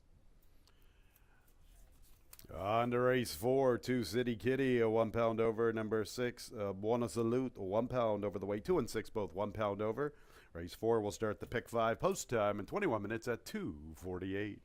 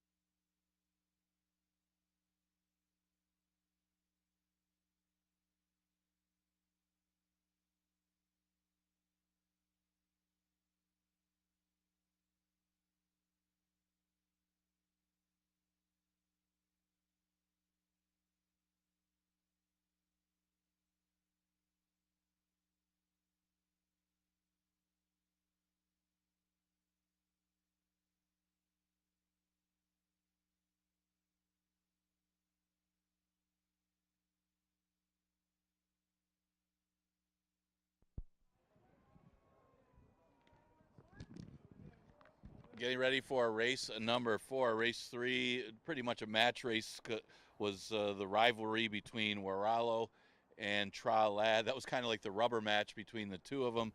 Waralo won the war that day, or today, is that one able to get the early lead. An aggressive ride by John Davila. Went quick, but got the clear lead. Tra Lad unable to chase him down today. Big effort by Waralo today. John Davila for trainer Chris Engelhardt. So the best of the 2 out of 3 series goes to Waralo, probably liking that 5.5 furlongs versus Tra Lad winning at 6 furlongs. 4th race, an 11-9 maiden claimer going 6 furlongs. Tricky race, as you got a few of them you can make a case for in here, because you're getting a bunch of horses that are dropping after trying their maidens at the 2-year-old special weight level and not being able to compete at that level. So what you'll get is a bunch of horses that have been losing by double digits or are making their first career start, making it a tricky race to handicap and to play. Now, I did think I was taking a shot here. I was hoping for a little better price than odds of 2-1. I was trying to make a case for the 6, Bono Salute, who has made 3 starts, as the most experience of anybody in this field. She's getting beat pretty badly in her 3 starts, lost by over 40 lengths in her debut, but that was a tough race, going 7 furlongs to make a debut at Saratoga against the special weights there. No shot, and she did beat a horse in that race, but no match for the top 2 or 3 horses there. And then she tried the turf at Meadowlands. She did lose by less than double digits, but she did finish last. And then beating one horse in her most recent start at Delaware. Not really competitive against the 12-5s there, but a much different story running against much easier against our maiden claiming 2-year-olds in this spot. This one's Out of the Dam, Thoughtless, this is the first full out of that dam, who was a multiple stakes winner. This one cost $40,000 a yearling, resold this year for $25,000. And it might be a big difference running against easier competition. Maybe you'll see that breeding come through, and this one being a lot more competitive in this spot. Yes, I would expect a little better price than that one. You would expect the 2 inside horses probably to be the 2 that are going to get most of the play. City Kitty probably going to be the favorite in here. City Kitty making her 2nd career start. She added blinkers, and it was her stablemate that was a runaway winner by almost 10 lengths. So her 10-length defeat to her stablemate, obviously not as bad as it looks, because the winner won by almost that much and went very quick, went less than a minute, which is quick for our 2-year-old fillies. Now, City Kitty, this is Out of the Dam. That's a full to Freud's Notebook. Also a half to Warrior's Revenge. So that dam a pretty good one. And her on the drop, going to be considered and probably be the favorite come post time. She should be awfully tough in here. Now, a couple first-time starters in here. The one is the one that kind of stands out with her breeding. It is more route breeding than sprint breeding. Out of the Dam by Deputy Minister is a half to Teeth of the Dog, who was a graded stakes winner, but of course route back in 2012, won the Dwyer, and then was 3rd in the Wood Memorial. So on the Triple Crown run was that one, but yeah, more route on that damn side. May not matter though, because it's better breeding than most of these, so she could be a runner first time out for trainer Chris Engelhardt. She's at odds of 4-1 right now. Now the 3 Stone Power, obviously by Bustin' Stones. She hasn't shown much of 2 starts, but she does have excuses. Her first start, she did have a very bad start, was never in the race, and then her second start wasn't that great at the beginning either.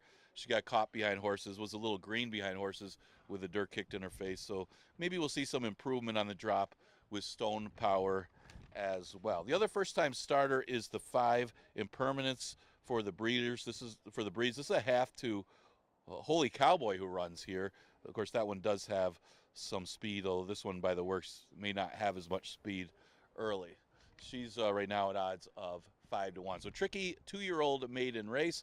It is at the claiming level. Exactatri Super Daily Double, and the pick 5 starts with this race.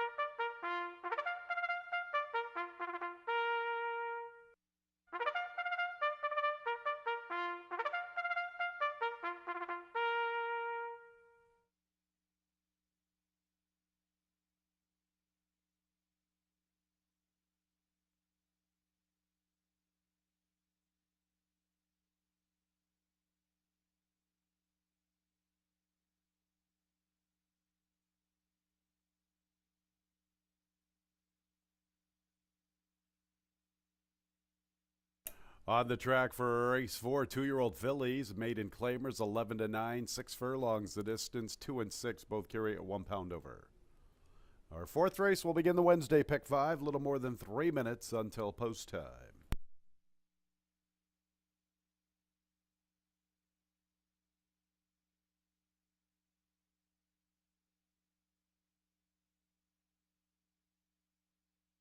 Here's the field beginning with the 2 City Kitty and Emmanuel Di Diego, 1 pound over. Co-favorite at 2-1 onto the 3 Stone Power, Nazario Alvarado. Next will be number 4 Ensuing Grace, Christian Navarro. 5 is Impermanence and jockey Joel Cruz. One of 2 debutantes. Here's the 6 Buona Salute, Andre Worry, 1 pound over.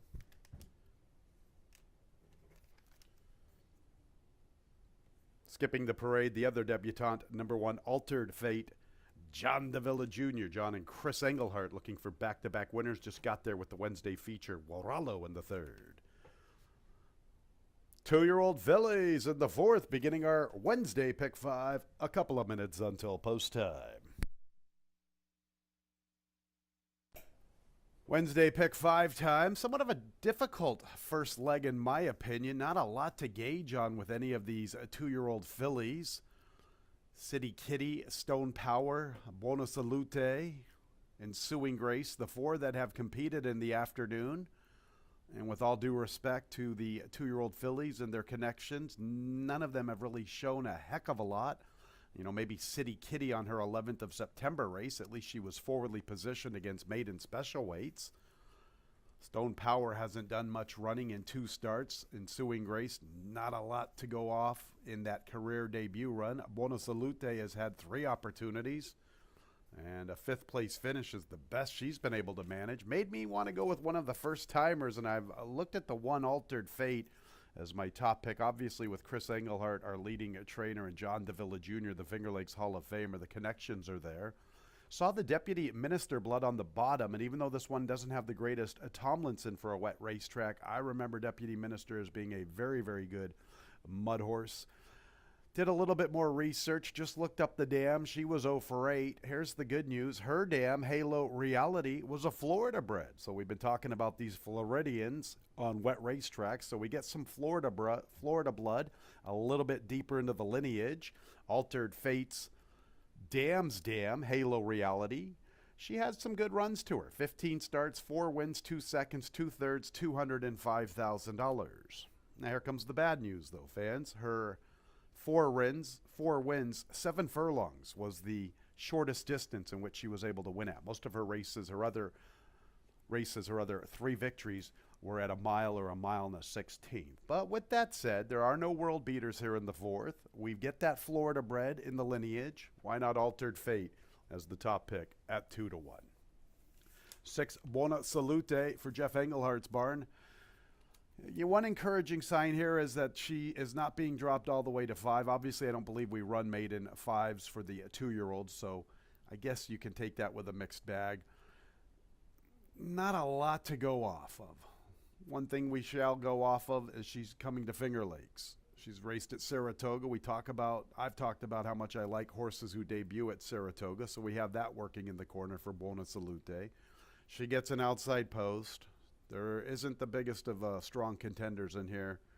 Maybe her experience will come through while others are lacking that. Buona Salute, the 2nd pick. 2 City Kitty. She seems to make a lot of sense. Paul Barrow's dropping her in for 11. You know, Paul's in contention for this trainer's title. City Kitty had enough early foot to be somewhat forwardly placed against maiden special weights. There's her stablemate, Like a Rolling Stone, who won on the 11th of September. This could be the one to maybe take a look at. In fact, she is the one to look at. The fans are jumping on her at 8-5. 2-year-old fillies getting closer to the starting gate. Very tough first leg, in my opinion, to start our Wednesday pick 5.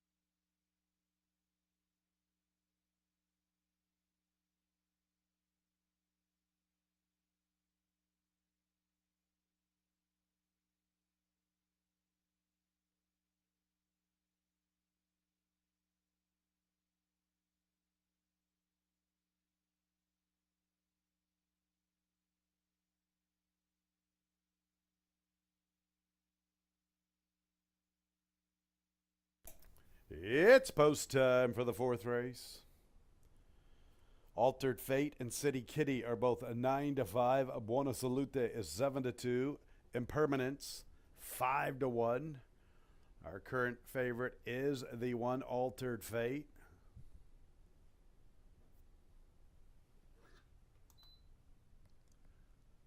Stone Power will be the first one into the starting 8, 6 2-year-old fillies. Our fourth race beginning our Wednesday pick 5. Stone Power is in. Nazario Alvarado out of the saddle, ready to remount. Altered Fate, one of 2 debutantes. Impermanence, the other debutante here in the fourth. Slight hesitation from Altered Fate.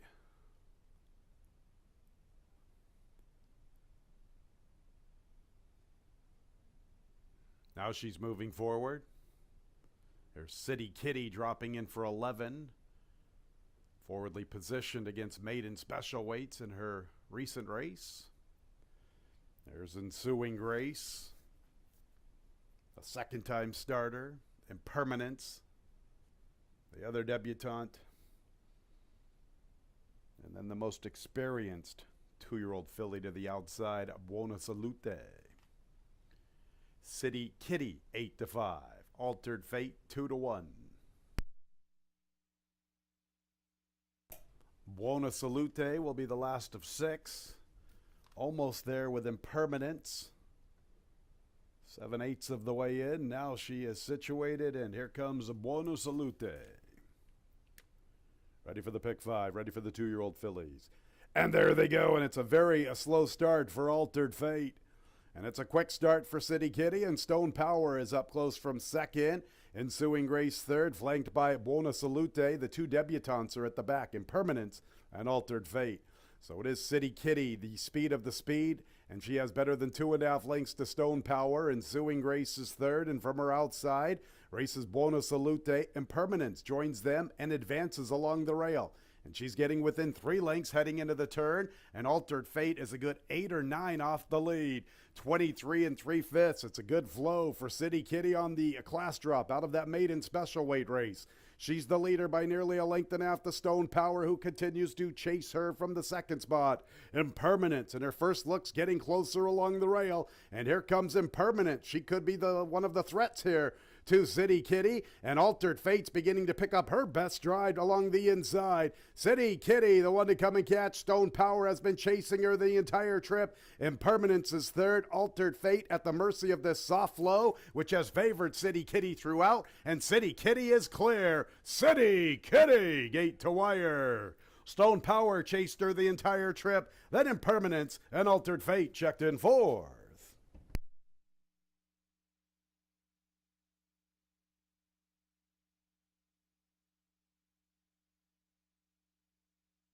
Pace makes the race. This one was good enough to show pace against maiden special weights. And she's a gate to wire winner here in the fourth. 1:15 and 22 100ths the final time. 2-1 second choice City Kitty. 3 Stone Power chased her the entire trip. 5 Impermanence. Showed a little run in her first look. And 1 Altered Fate could not overcome that slow start. And fourth is the best she could manage. 2-3-5-1 unofficially in today's fourth.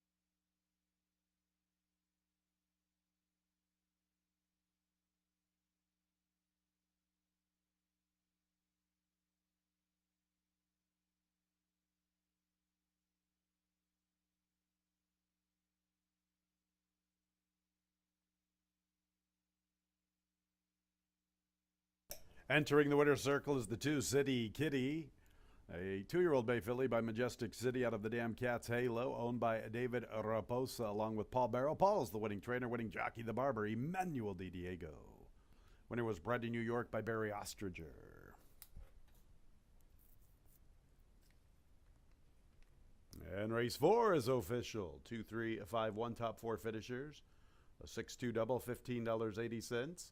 2-3 exacta, $20. 2-3-5 trifecta, $16.37. 10-cent super, 2-3-5-1, $8. 6-6-2 early pick 3, $8. 4 with 4-6 with 6 with 2. The early pick 4, $19. All right, how about generating some value? We need some prices, huh, fans? See if we can get a decent little late pick 4. It's clear of change. It starts here in the 5th, 20 minutes away. Other changes in the sequence. Race 6 Lady Mistress, Jackie Davis. 7 Magnificent Mags, Rafael Rohina Jr. All the way to the nightcap scratches 4 and 6. One Flashy Girl and Motley Sue. Our late pick 4, 20 minutes away at 3:18. Post time Monday, fans, 12:15. Got to roll those clocks back this weekend, so we have to adjust our post time. 12:15. Coming down to the final stretch, just 9 days left after the conclusion of today's program. So 3 weeks of 12:15 each and every racing day to conclude the season, beginning on Monday, November the 6th, 12:15, first post.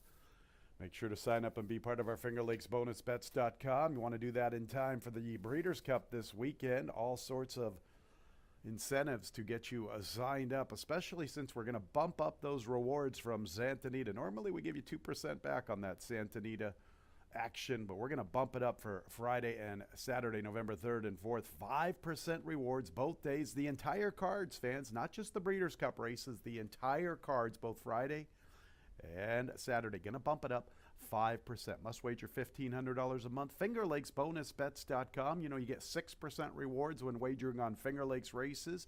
New customers that deposit and wager $100 get a $50 sign-up bonus. FingerLakesBonusBets.com.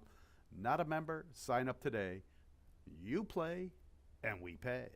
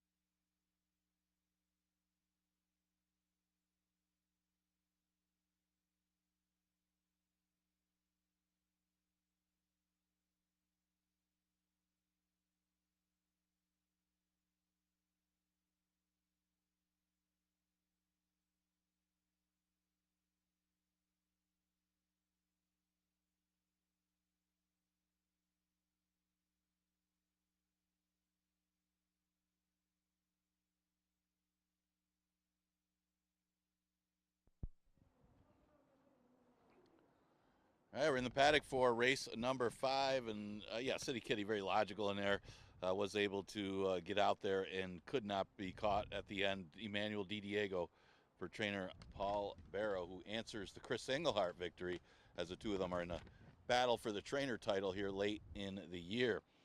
5th race is an 11-9 claimer going 5.5 furlongs. Pretty competitive race here to start off the late pick 4. Thought Tumbles, didn't deserve that 6-1 morning line price, and he's getting some early play anyway at 4-5. Won't go off that odds, but he's getting some action. It was claimed for 5,000.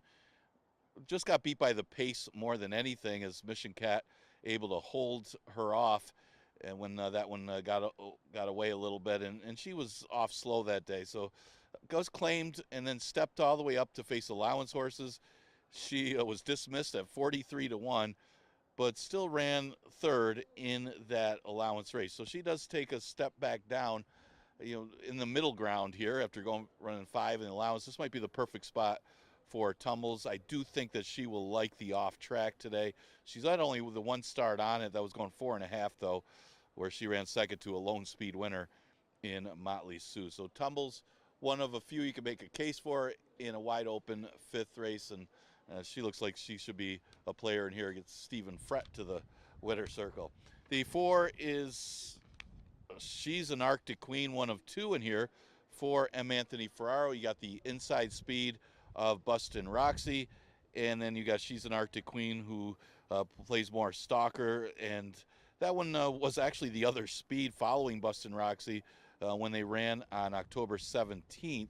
There was absolutely no pace in that race. Bustin' Roxy was able to control the pace, but couldn't hang on despite having it easy. Maybe Maddie Surprise just ran that big, but She's an Arctic Queen had to rate a little bit and was unable to chase that down, kind of ran evenly behind. You would think that it's a better pace scenario today with the presence of Stormies and Style to put the pressure on Bustin' Roxy, although inside speed does look a little bit better than it's been for today. But Bustin' Roxy had no excuse last time, but she was off a little bit of a laugh, and she does shorten up to 5.5 furlongs. She's at odds of 9-2. The other horse maybe to consider, well, you got a couple other ones. Stormies and Style could be one to consider as well. She's not that badly beaten in the condition, but Devilly didn't really have a good ideal pace scenario or trip in that race as well in the slop. She just kind of ran behind horses, tried to make a run, and flatten out behind horses, while Maddie Surprise circled the field and closed on the outside to win that day. Now, Devilly was facing allowance horses before that. Maybe she could work out a trip from the rail. She does have a win in the past on the off track, so I don't think it was the slop had anything to do with it. Maybe the pace had more to do with it last time, as they didn't go that fast early. Maybe you could see this horse run a little bit better second time in for that 11-9 tag. So pretty wide open group here for the 5th. You got 7 minutes to post. Exacta Tri, Super Daily Double, and Pick 4 starts here.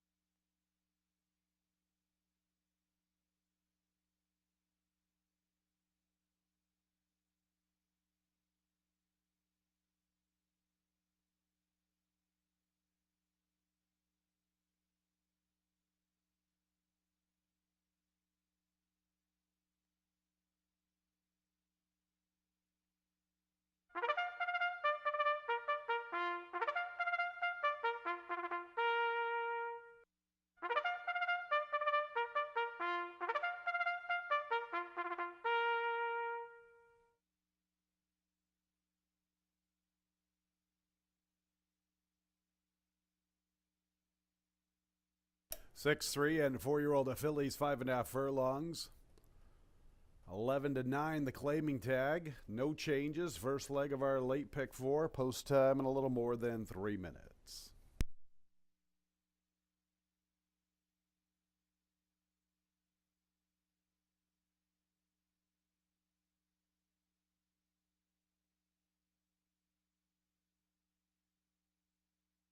Here's the field. Number 1, Devilly. Emmanuel Di Diego is looking for a back-to-back winners.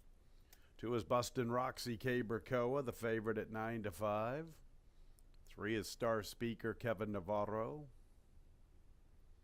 4, She's an Arctic Queen, Louis Perez, stablemate to the 2. M. Anthony Ferraro, training both 2 and 4. 5 is Stormies in Style, Andre Worry, Paul Barrow looking for back-to-back training scores. And 6 is Tumbles, Stephen Frett.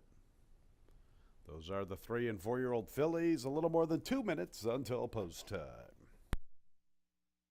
All right, this is getting a little ridiculous. 1 minute the sun's out. Next thing we know, we've got snow flurries and we can barely see. Come on, make up your mind. What's it going to be this afternoon? 5 Stormies in Style. Well, I'm going to make up my mind, and she's going to be my top selection here in race 5. Trying to get away from the 17th of October affair, which featured Devilly, Bustin' Roxy, and She's an Arctic Queen.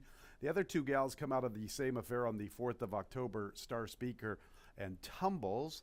So I wanted to go with a fresh face, and I'm also looking back at Stormies in Style's maiden victory on the 25th of July, where she defeated She's an Arctic Queen. She's an Arctic Queen was the odds-on favorite that day. She's an Arctic Queen was the favorite on the 17th of October against those gals I already talked about.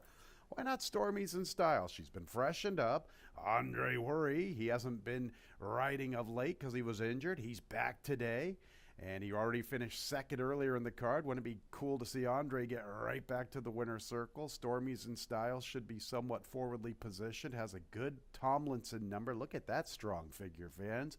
420. That's the best out of everybody here in this spot. 5 Stormies in Style, 5-1. Come on, we need to wake up some prices here in this late pick 4. It's been pretty chalky this afternoon. 2 Bustin' Roxy. I thought she was the best out of the group on that 17th of October second race. She'll be forwardly positioned with her inside post, and I've made her my second pick. She should benefit from that recent race. She had been away for over 9 weeks, and now she's going to come back relatively quick, but I like it though. Sometimes when you're away for 4, 5, 6, 8, 9 weeks, whatever that number is, it's okay to come back quick. It's just when you continually repeat it, just continually come back every 2 weeks, every 10 days, that's when you run into problems.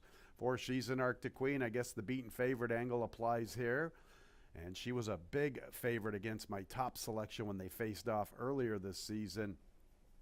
We'll see how she fares. She's obviously a contender. 1 Devilly. This will be her second start for 11. She has to overcome this inside post. She made a little bit of a move to get within a length, turning for home, but flattened out a bit. She's coming back relatively quick again. She raced on the 4th of October. She came back 13 days later, and here she comes back pretty quick once again. But this is her second start for 11, so maybe she wakes up. 6 Tumbles. What do we do with her? Obviously, if she repeats that 43-1 effort against the allowance N2L ranks, she's logical in here, but you have to go back to the form before that. She misses as the even money favorite for the 5,000. Now, granted, that's against Mission Cat, who's a much better horse than 5,000, and we get to see her coming up in race 6. Prior to that, she was 4th. I don't know what to make of Tumbles. She did win a maiden special weight earlier this season, but she went 115 to do it. Not sure what to make of her. 2-1, it's a little light for my liking. And who's the only one we haven't talked about? The 3 Star Speaker.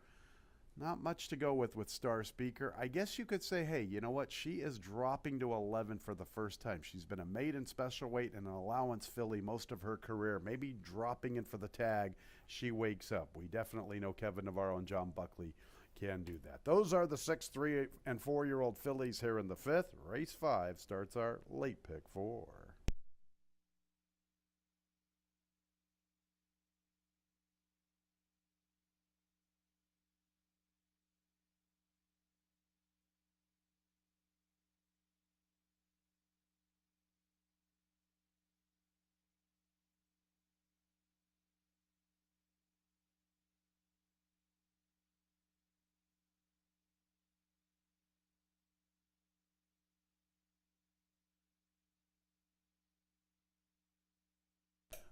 nearing the gate.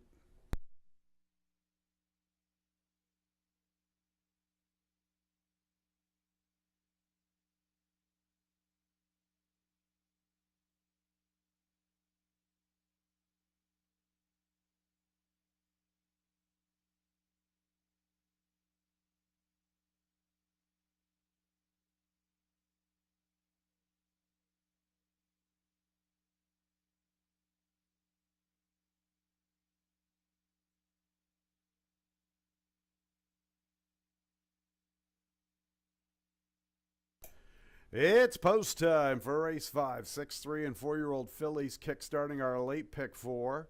2 Bustin' Roxy 2-1. Same price for her stablemate 4. She's an Arctic Queen. 5-2, 6 Tumbles. Tumbles the first of 6 into the gate. Here's Devilly. Bustin' Roxy. Bustin' Roxy is the current favorite. There's Star Speaker. She's the longest shot on the board. Dropping in for a tag for the first time in her career. There's the other M. Anthony Ferraro filly. She's an Arctic Queen. Bustin' Roxy now 8-5. She's an Arctic Queen's ready to load. One more to go. Stormy's in style. Late pick 4 time. And there they go.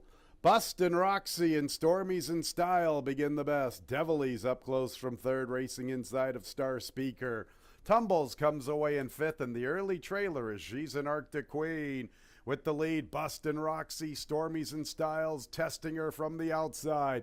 And Devilly's forwardly positioned. She's only a length off. Where is she? She looks like she's in the 2-path, splitting runners heading into the turn, and she has some momentum. Not sure what's going on with Stormy's in style. Looks like she's going to bolt to the far outside. Let's go back to the front with the lead. Bustin' Roxy confronted by Devilly. Star Speaker strides into third. Stormy's in style blew the turn. She's an Arctic Queen's picking up her best stride, making a move into fourth. It's Bustin' Roxy. Devilly comes under a little pressure. Maybe She's an Arctic Queen's the late threat, trying to commence a bit along the inside. She has momentum coming to the final furlong. Here comes She's an Arctic Queen. She's going to split runners, and I'm going to stick with her. She's an Arctic Queen. Far outside Star Speaker. She's an Arctic Queen. Star Speaker. She's an Arctic Queen to tackle Bustin' Roxy. She's an Arctic Queen. You could see she had the momentum near the quarter pole, out finishing her stablemate Bustin' Roxy for those M. Anthony Ferraro barn bragging rights. And after that, I'll let the placing judges sort it all out.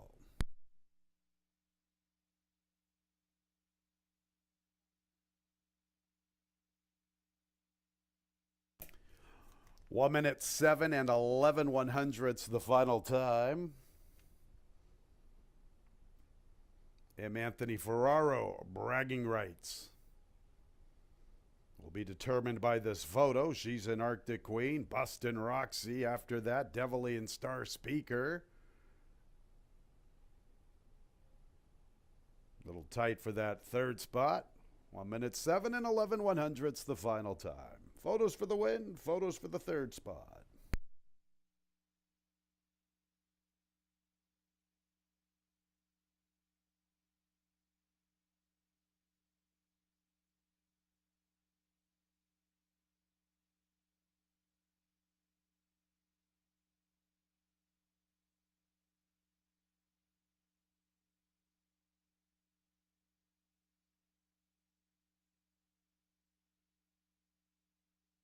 Four, She's an Arctic Queen first. Second place, 2, Bustin' Roxy. Third place, 3, Star Speaker. Fourth place, 1, Devilly.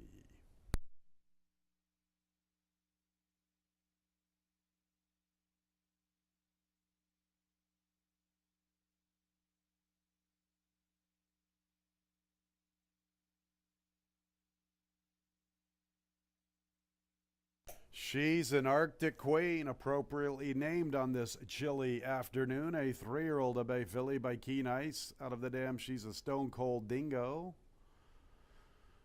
Langpep Stables, the winning owners, winning trainer M. Anthony Ferraro, winning jockey Louis Perez, the Diamond Man, another patented Diamond Man off the pace run. Winner was bred in New York by Dennis and Deborah Petrosak.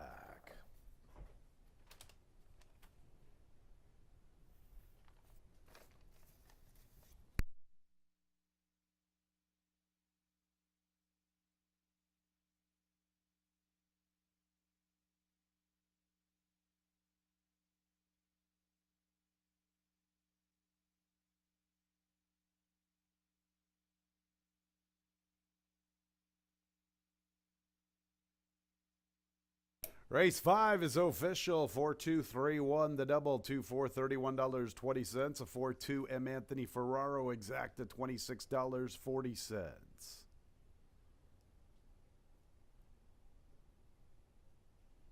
That's a Junior Bacon exacta. How about the trifecta? 4-2-3, $31.37. 4-2-3-1, 10 cents. Super, $13.82. The pick 3, 6-2-4, $21.50. Race 6 will begin our late pick 3. Jackie Davis, new jockey 6, Lady Mistress. Rafael Rohina Jr., new jockey 7, Magnificent Mags. And post time, 21 minutes away, 3:47.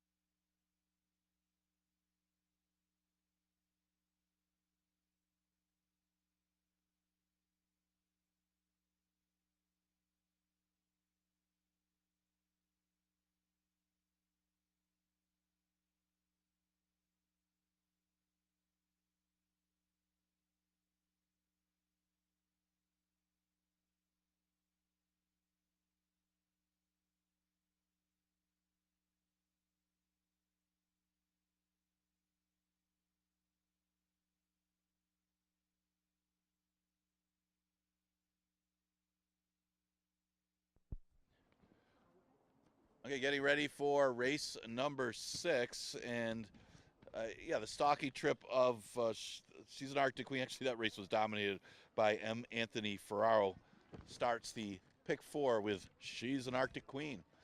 Okay, 6th race, a 5,000 claimer, never won 3 condition 4 fillies and mares. Start with the speed of Mission Cat. Front speed not that bad today, as you saw Busted Roxy last at least better today than did last time, and wasn't any deep closers in that race to win. But Mission Cat's going to try to hang on.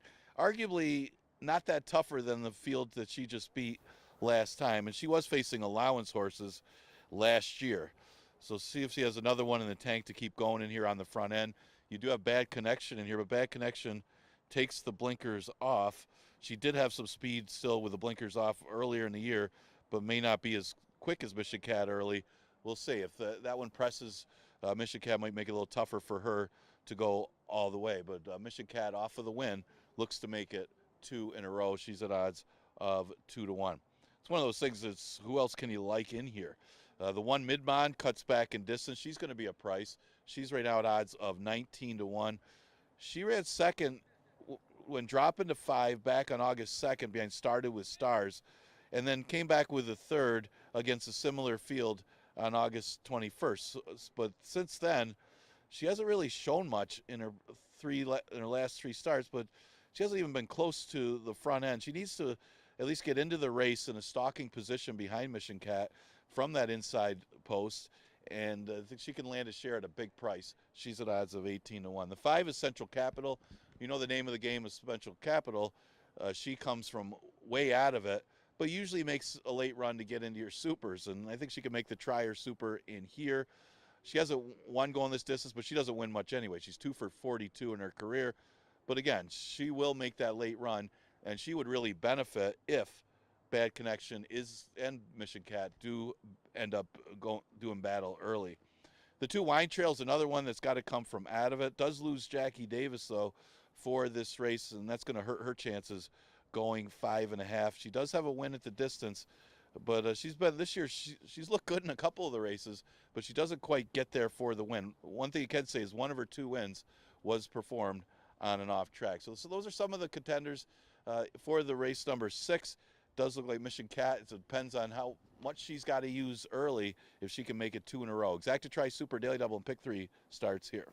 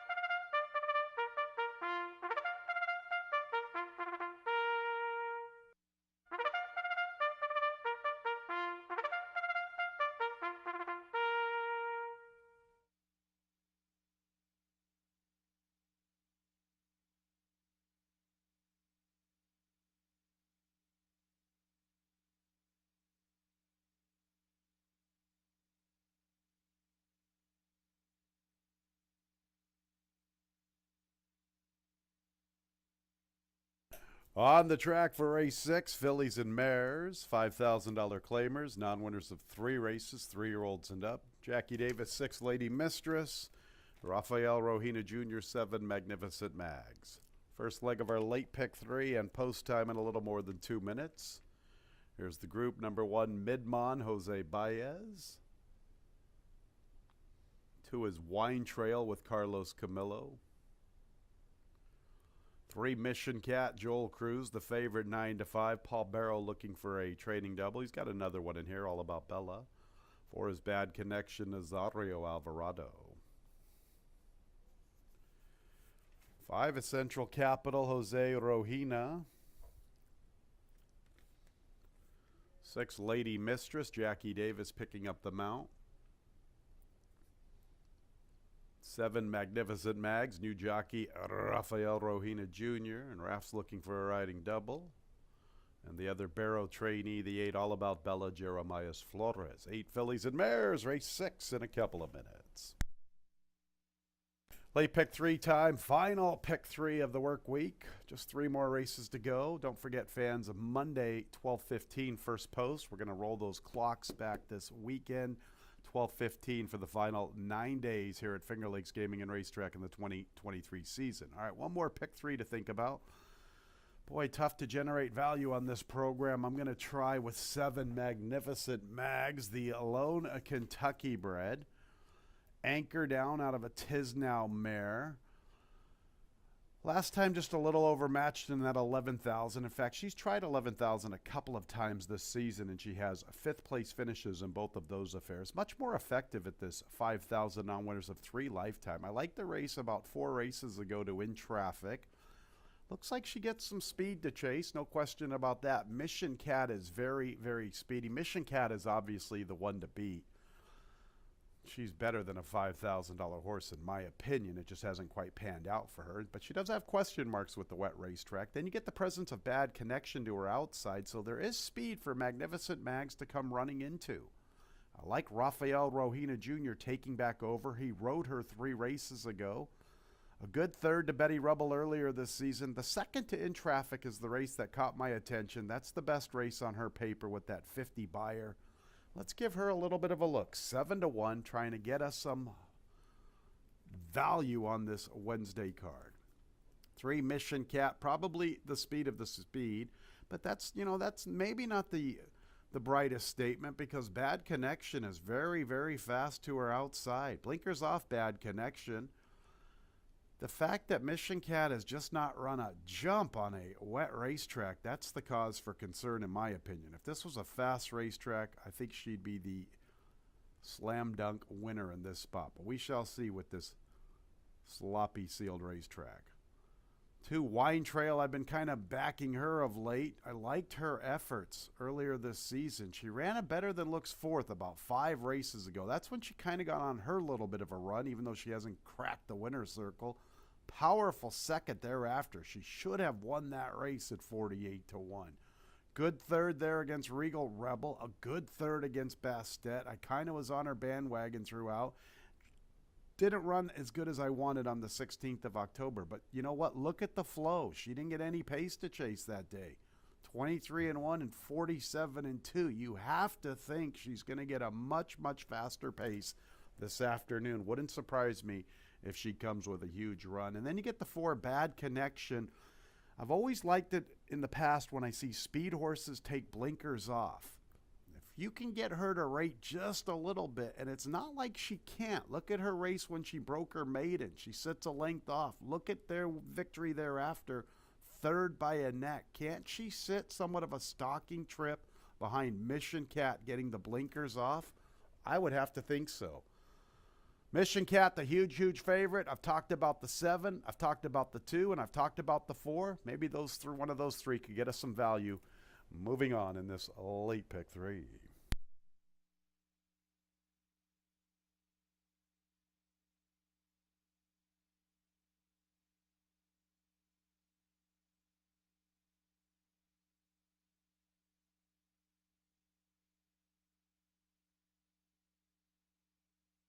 Nearing the gate.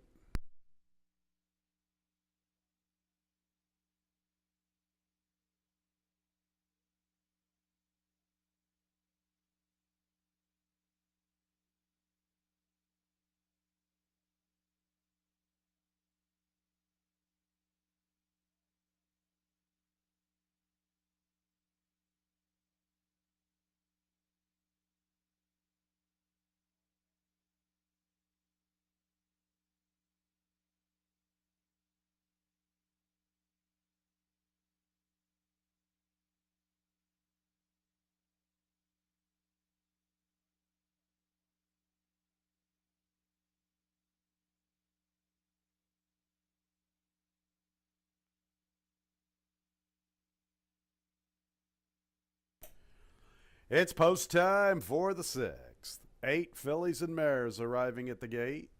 Huge favorite, the 3 Mission Cat at 3-5. Midmont is in. Wine Trail moves forward. Here is the big prohibitive favorite, Mission Cat. Bad Connection.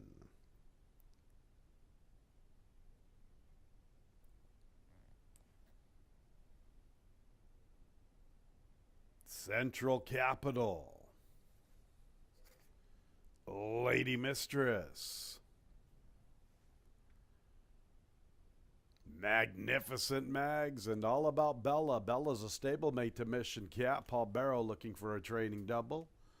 Magnificent Mags is in. Bella's the last one to load. All About Bella, the last of 8.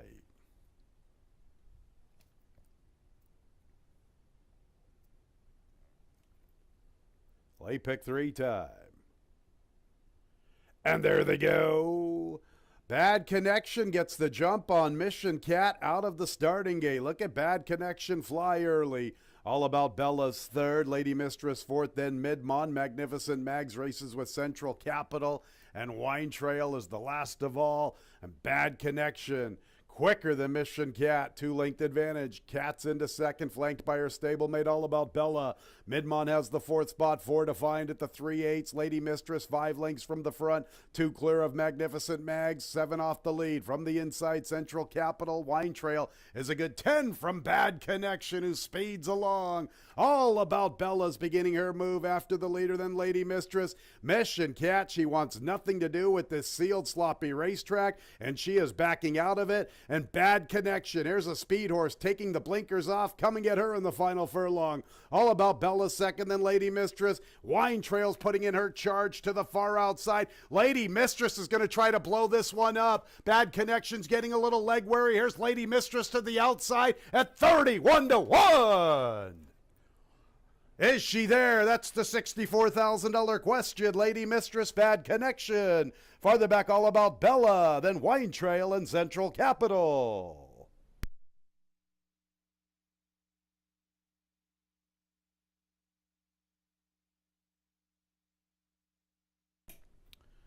$3.16, you're betting everything you've got in your pocket and the guy next to you on Bad Connection. I think you're still looking pretty good at the 8th pole. Now, here you go at the 16th. She hits that patch of quicksand. Unbelievable. Bad Connection with that lead throughout. Does Lady Mistress tag her for all the money at a huge price? Kind of looks so. We shall see. Photo will get that victory done. 1 minute 7 and 26/100ths, the final time.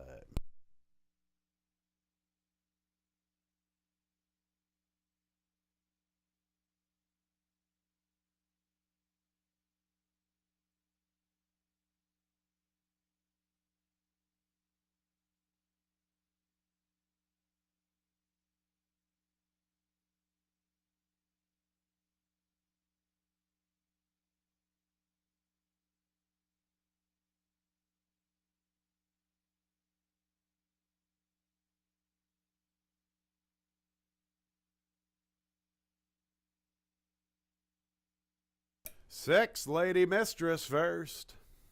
2nd place 4, Bad Connection. 3rd place 8, All About Bella. 4th place 2, Wine Trail.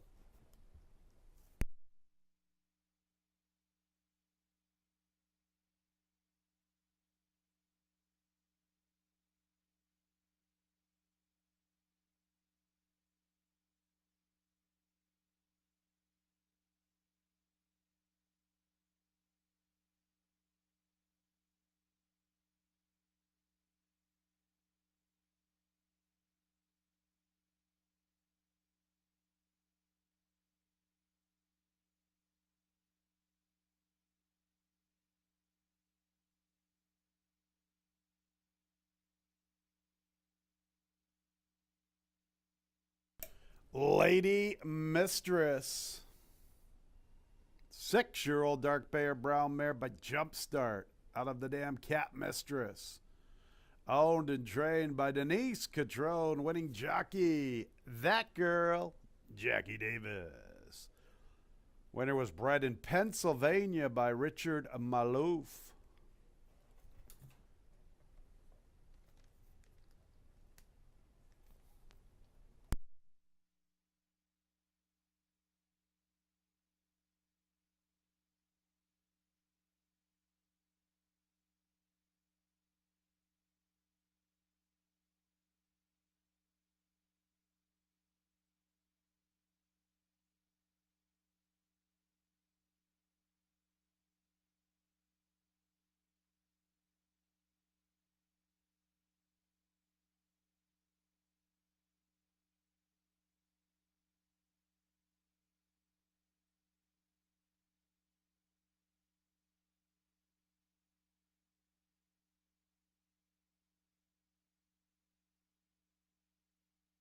Race 6 is official. The double of 4-6, $176.50. 6-4 exacta, $407. Big trifecta, 6-4-8, $1,237.25. 10-cent super 6-4-8-2, $548.40. Seventh race, 5, 3 cups full, 2 pounds over, 6 'cause I'm elegant, also 2 pounds over the weight. Race 7 will begin our late daily double. Race 7, 21 minutes away at 4:17.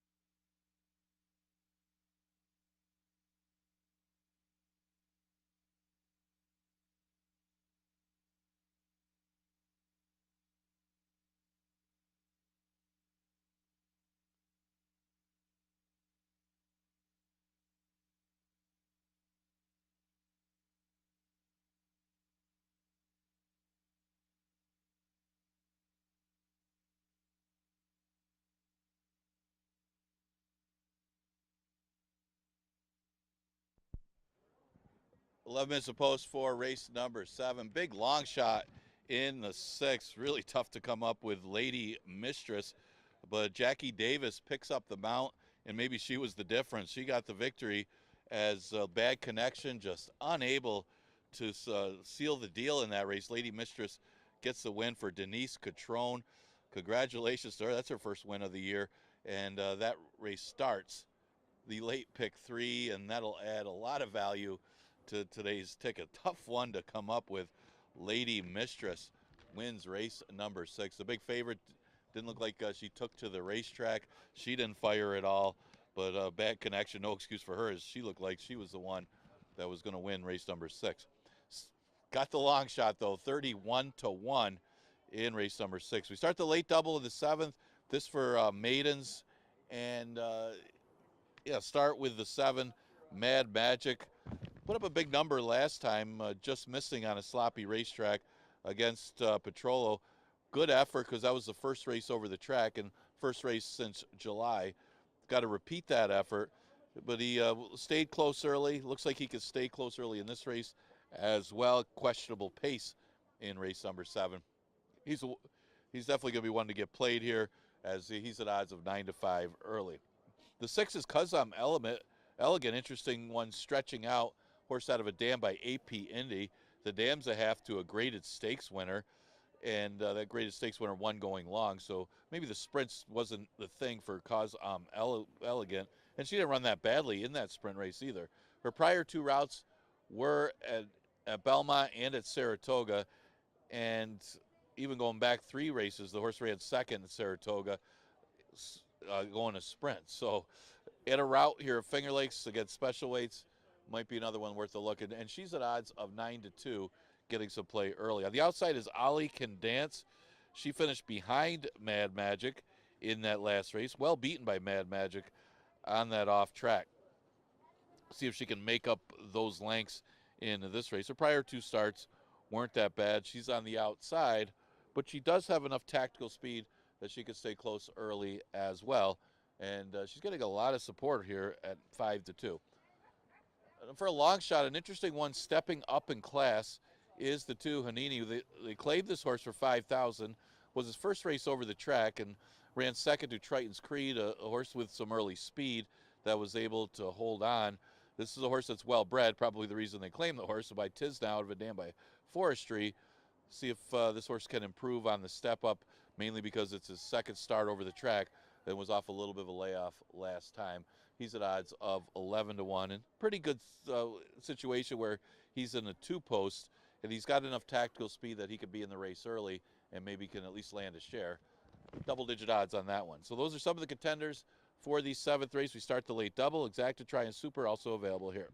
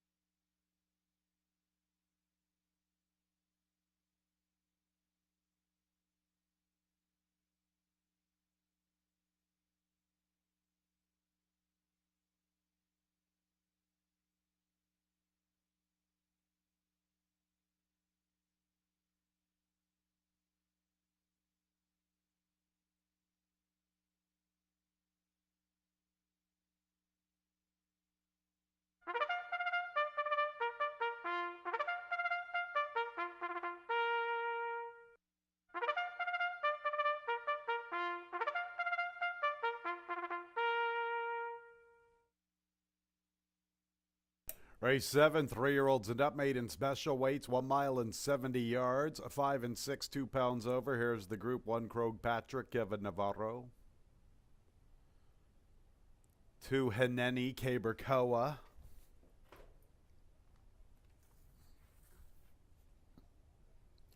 3 Tizza Brown, Rafael Rohina Jr.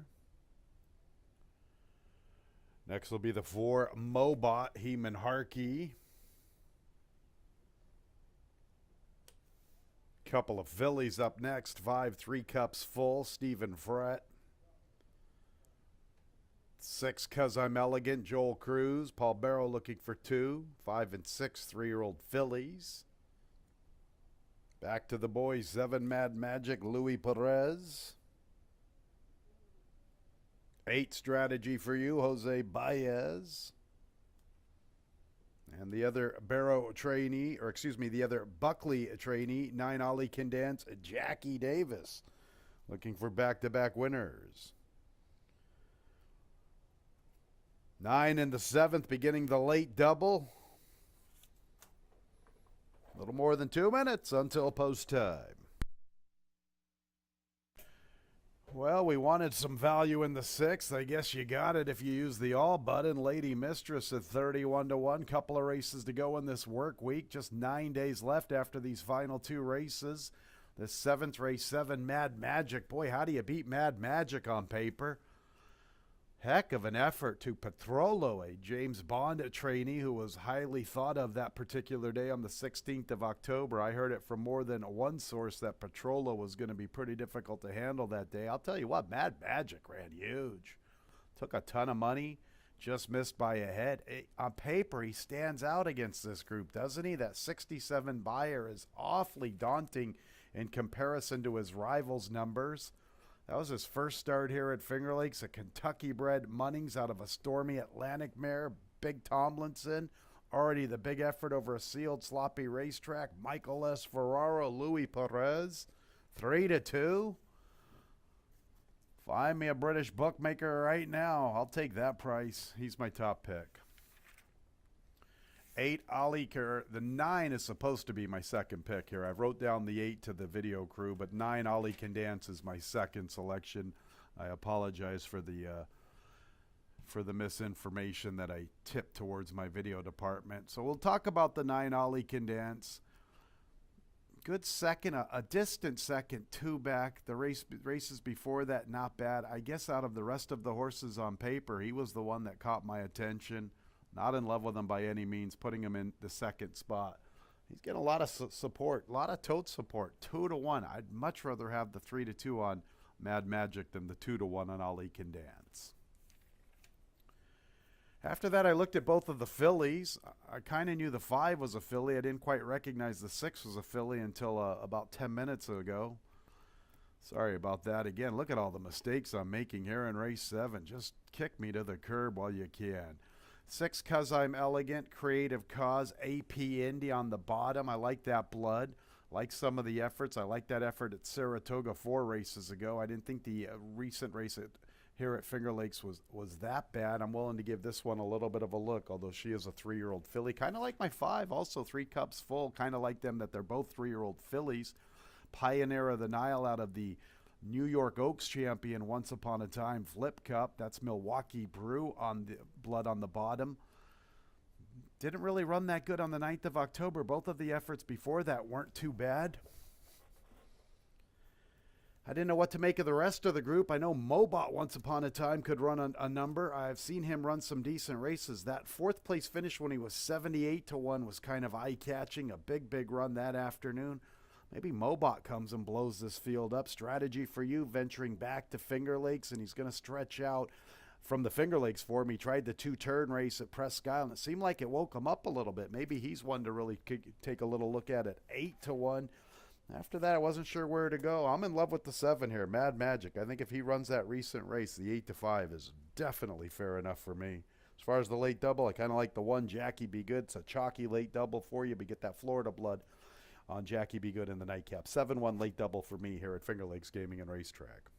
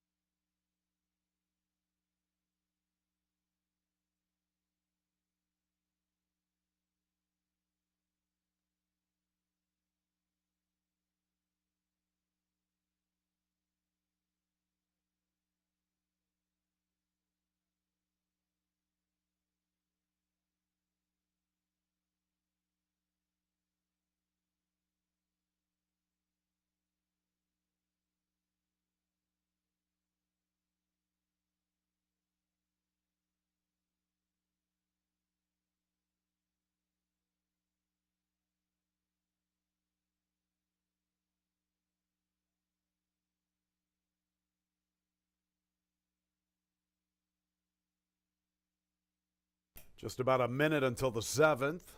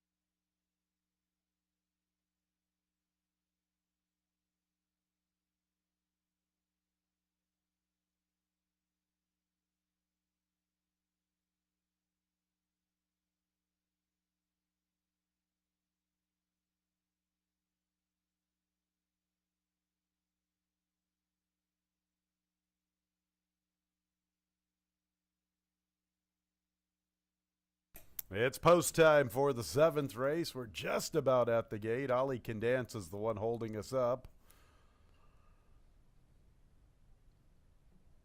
Ollie Can Dance kind of stalled towards the starting gate a little bit past the 8th pole.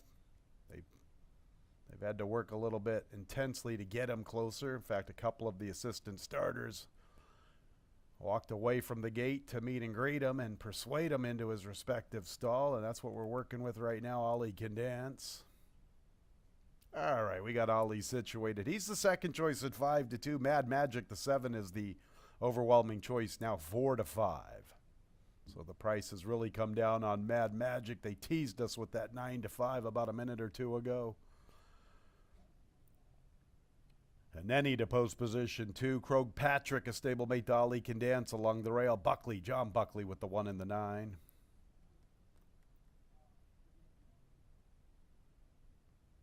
Next will be Tizza Brown.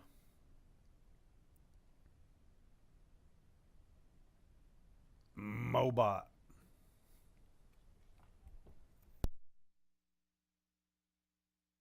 Now the 3-year-old fillies, 3 cups full, and 'Cause I'm Elegant, 13-1 and 7-1 respectively in the wagering.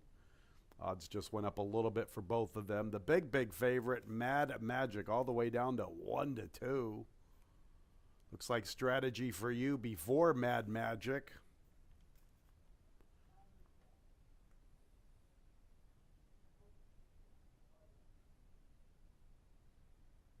Mad Magic, the last of 9, post position 7. Just about ready. And there they go. Mad Magic is showing some pace. Haneni wants to go in the 2 path. Also up close is Tizza Brown. Strategy for you from the far outside. Here's one of the fillies, 3 cups full, advancing into the 5th spot. Krog Patrick comes away in 6. Here's the other 3-year-old filly, 'Cause I'm Elegant.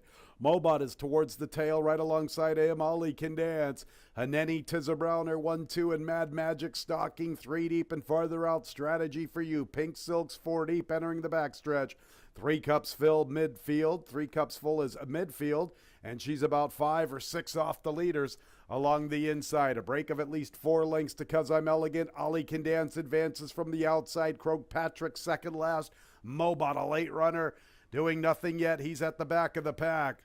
So it's Haneni and Tizza Brown, and now Strategy for You makes his move into 3rd, and Mad Magic has lost a couple of spots. He's back to 4th, somewhat being pushed on from the outside. Looks like now he's going to try to re-engage. Strategy for You for 3rd, so here comes Mad Magic. Mad Magic now has momentum at the 3/8, and he closes in. Also closing Ollie Can Dance, but Mad Magic's the one to recognize at the 5/16. He's going to get the lead, and he's going to get first run on Ollie Can Dance, 'Cause I'm Elegant, and Krog Patrick. Mad Magic has come away with the lead. Ollie Can Dance to the outside, makes his move into 2nd. Haneni's back to 3rd. Then 'Cause I'm Elegant, Krog Patrick. And from the inside, there is Tizza Brown, but he's fading. And it's all about Mad Magic. And he's all the way down to 1-9.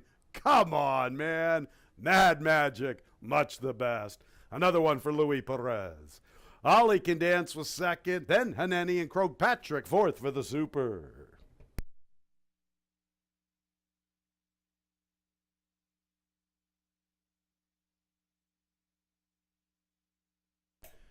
Well, hopefully you found that British bookmaker and got that 3-2 when we told you to jump on Mad Magic. He is all the way down to 1-9. Come on, man. 146 and 49/100ths the final time. How deflating. You pick a bona fide winner and he's all the way down to 1-9. 9 Ollie can dance for all those who played that nice exacta. Third place 2 Haneni. Fourth place 1 Krog Patrick at a huge price for the super. 7921. 146 and 49/100ths the final time from the 7th. Please hold all tickets.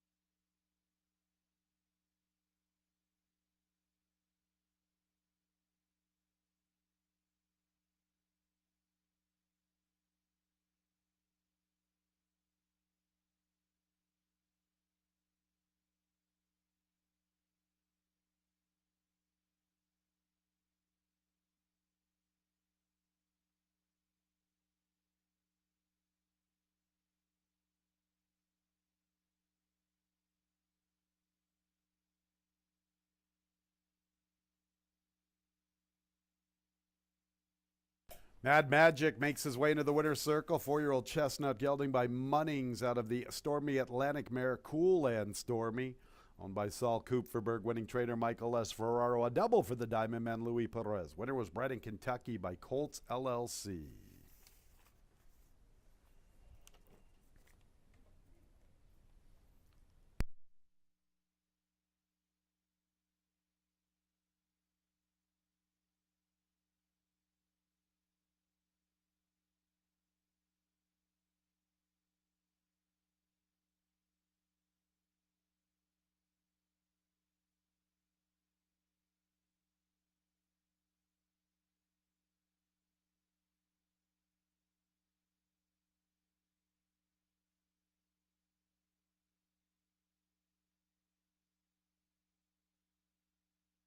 Race 7 is official. The double 6-7, $82.50. 7-9 exacta, $6.30. 792 trifecta, $6.25. 10-cent super 792 $7.05.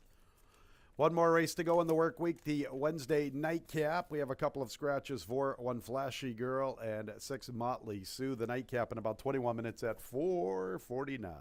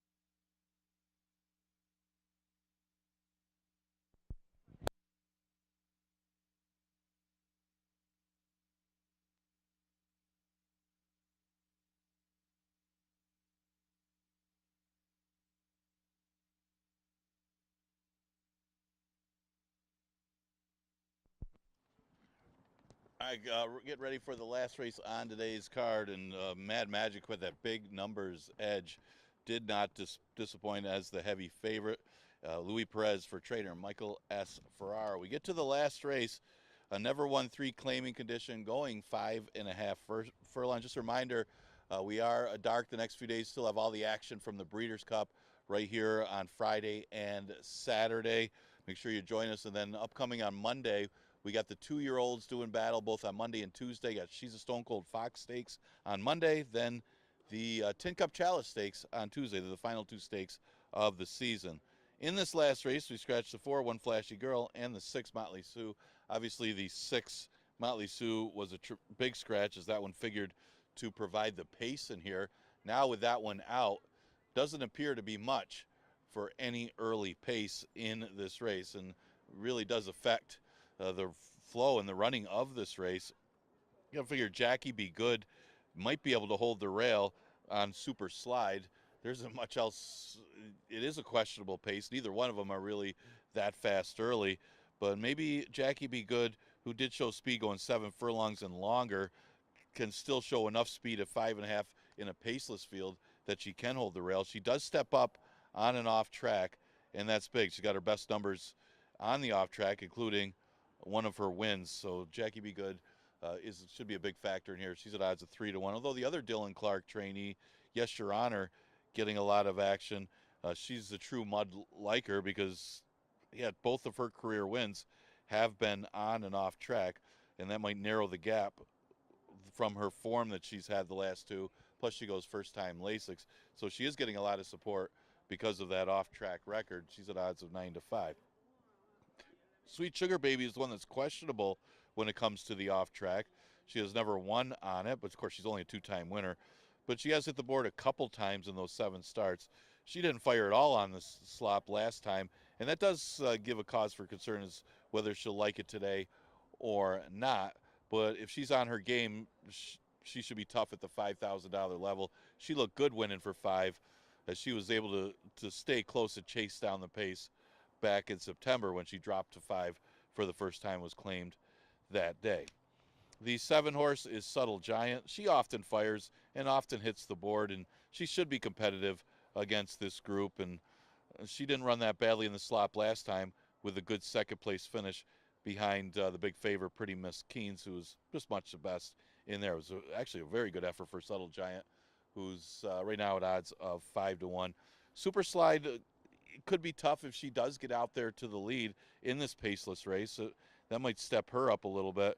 She won laying close from an 8-post her last victory, and last start she wasn't that badly beaten in the Pretty Miss Keynes race. So she's definitely not out of it. Her tactical speed helps her in a race lacking in any kind of early speed, and it's only 5.5 furlongs. Why is there not much early speed? Because Motley Sue scratched out of here, and also the 4, One Flashy Girl, is out of race number 8. We have exacta, trifecta, superfecta offered in the last race on the card.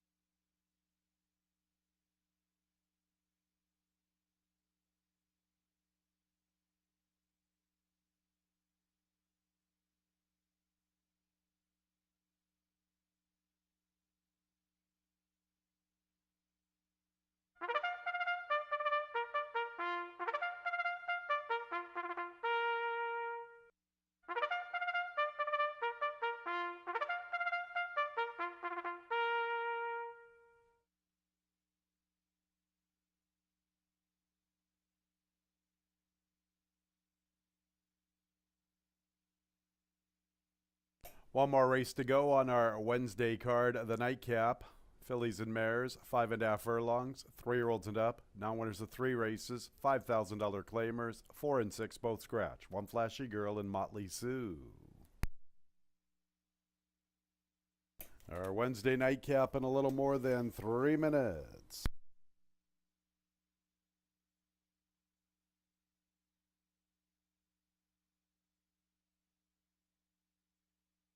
Here's the Group 1, Jackie Be Good, Jose Baez.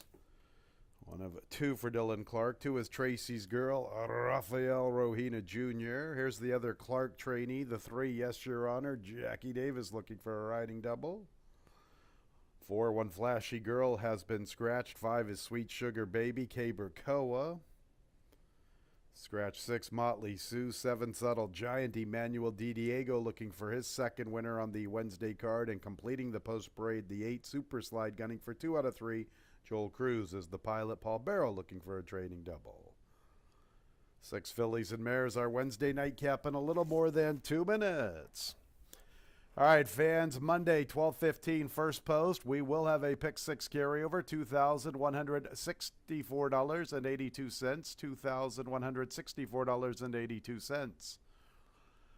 2 and 3, Tracy's Girl and Yes, Your Honor, are uncovered in our pick 5. We get either one of them home. Check out this pool, $22,181.11.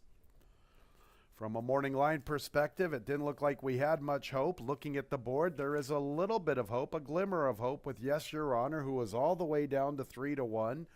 I don't have her in my top 4, but let's talk about Yes, Your Honor real quick, especially if you're one of them hoping for that carryover. She gets Lasix for the first time, and she has 2 wins out of 5 starts on a wet racetrack. 0 for 16 on dirt racetracks and 0 for 2 on turf. So this is her best possibility to get to the winner's circle at 3-1 to give us that carryover. With all that being said, I do believe her stablemate, 1 Jackie Be Good, is the one to really key on.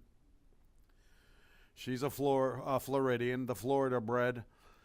We like that in the mud. We've talked about it. She's been running some good races here this season at Finger Lakes. You know, she was away from early April when she competed at Parks. She won that nice race at Parks by an authoritative margin. She was in good form at Parks. She's been in good form in her 4 starts here.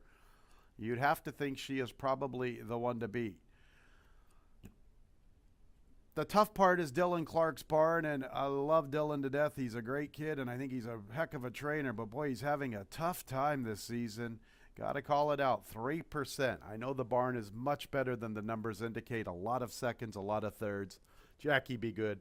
I believe she's the horse to beat at 2-1. 8 Super Slide for Paul Barrow, 2 out of 3. That's what she's gunning for. Going to get the blinkers on. I liked her victory on the 3rd of October. Her most recent race, not that bad. Pretty Miss Keen's, 11-1. She gets blinkers on this afternoon. Nice outside post. Seems like she does her best running when she is situated to the extreme outside. Look at both of her victories this season. Post position 6 of 6 when she graduated, and then 2 back post position 8 of 8 when winning against the non-winners of 2 lifetimes. So now with this outside post, she looks like a logical threat. 7, a Subtle Giant. She puts in some good runs in the final quarter of a mile. I don't know where the pace comes from in this race. There's really not an abundant amount of pace on paper. So Subtle Giant could be at the mercy of it. But one thing in her corner, at least she has been able to close into soft paces. Look at the day when she finished second all the way back on the paper in a late June over a sealed sloppy racetrack. They went 48 seconds to the half, and she was still able to close into it, missing by a head. So I don't think she is pace dependent as far as them blazing a trail up front for her to put in that strong late kick. She will be running on in the lane. And then you get the 5 Sweet Sugar Baby. If you're willing to forgive her recent race, the race 2 back is good. She was claimed that day by Deborah Breed.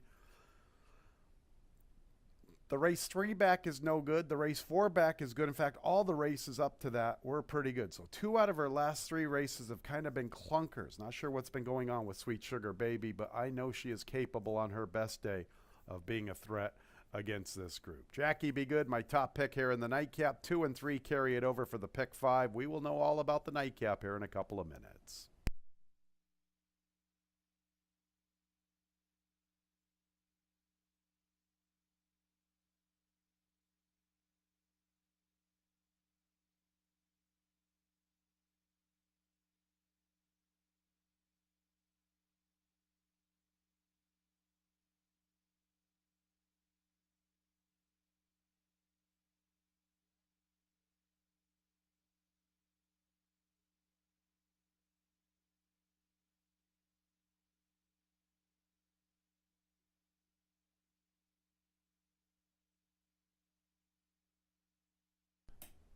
nearing the gate.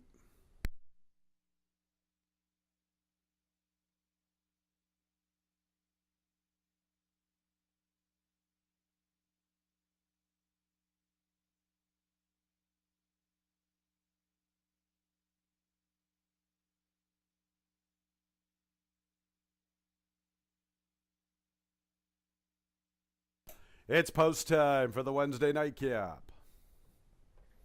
Pick 6 carryover when racing resumes on Monday. Better than $2,100. 2 and 3 will trigger a pick 5 carryover.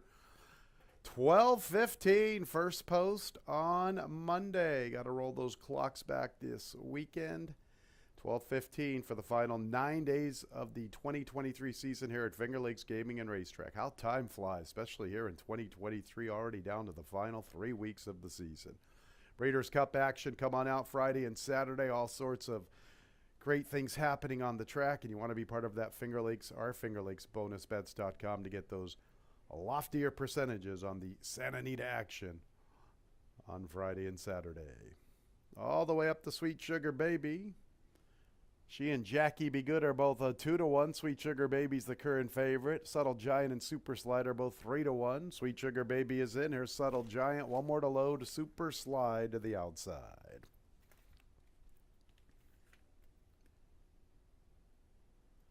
Ready for the nightcap. And there they go. Sweet Sugar Baby part of the pace. Super Slide is showing good speed from the far outside. Looks like she's going to be the quickest. There's Jackie Be Good striding into third.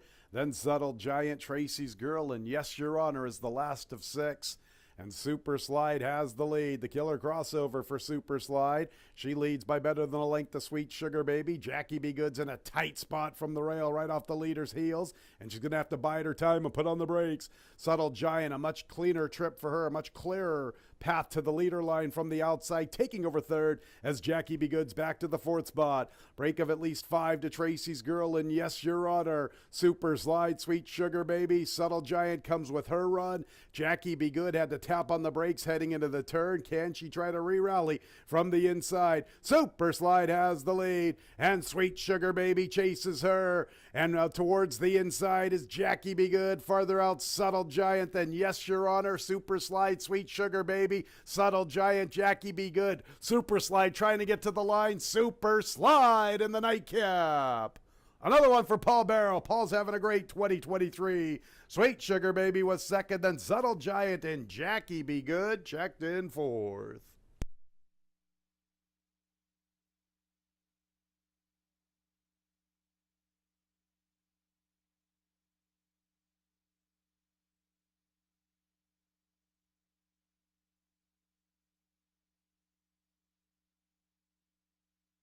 One minute 7 and 54 100ths, the final time from the nightcap. Photo sign has been posted for the victory. Hold all tickets.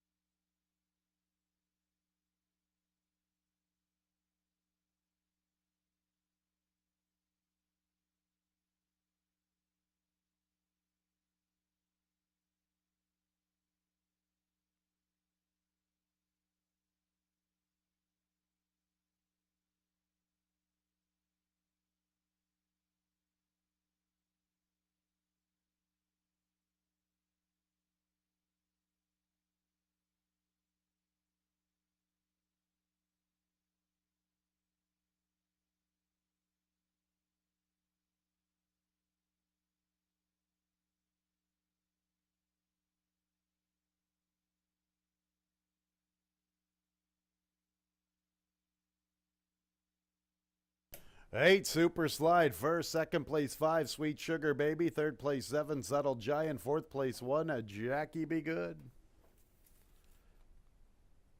Super Slide, 3 for 3 this season when she draws that outside post. A 3-year-old Bay filly by Congrats out of the damn Drosselmeyer Smile. Owned and bred in New York by Francis Palangeli. Winning trainer Paul Barrow, a double for Paul. Winning jockey Joel Cruz.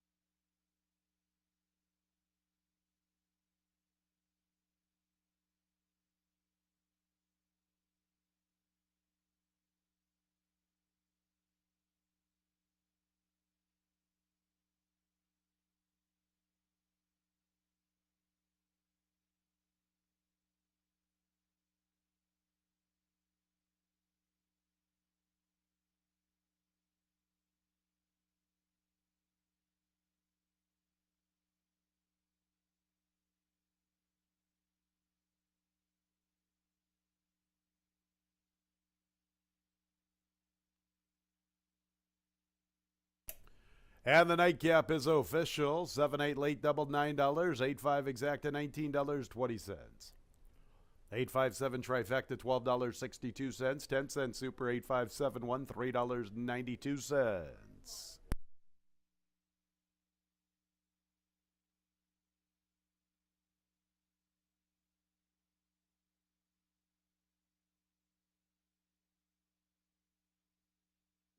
Late pick 3, 6, 7, 8, $74.12. 4, 6, 7, 8. Late pick 4, $326. 2, 4, 6, 7, 8. Our Wednesday pick 5, $2,016.25. Nobody with 6 in our pick 6. 5 out of 6 gets you $48. There's that carryover, $2,164.82. $2,164.82. Our pick 6 carryover into the Monday card. Final 9 days of the 2023 season. 12:15 First Post fans. Just make sure to mark it down on your calendar. Get here nice and early on a Monday. Now, don't forget about all that great action. Breeders' Cup weekend, Friday and Saturday. Come on out to Finger Lakes Gaming and Racetrack. You can watch all of that Breeders' Cup action from Santa Anita. Sure hope you had a great Wednesday. When leaving the track, please drive very carefully. This has been Racing from Finger Lakes. Good night, everyone.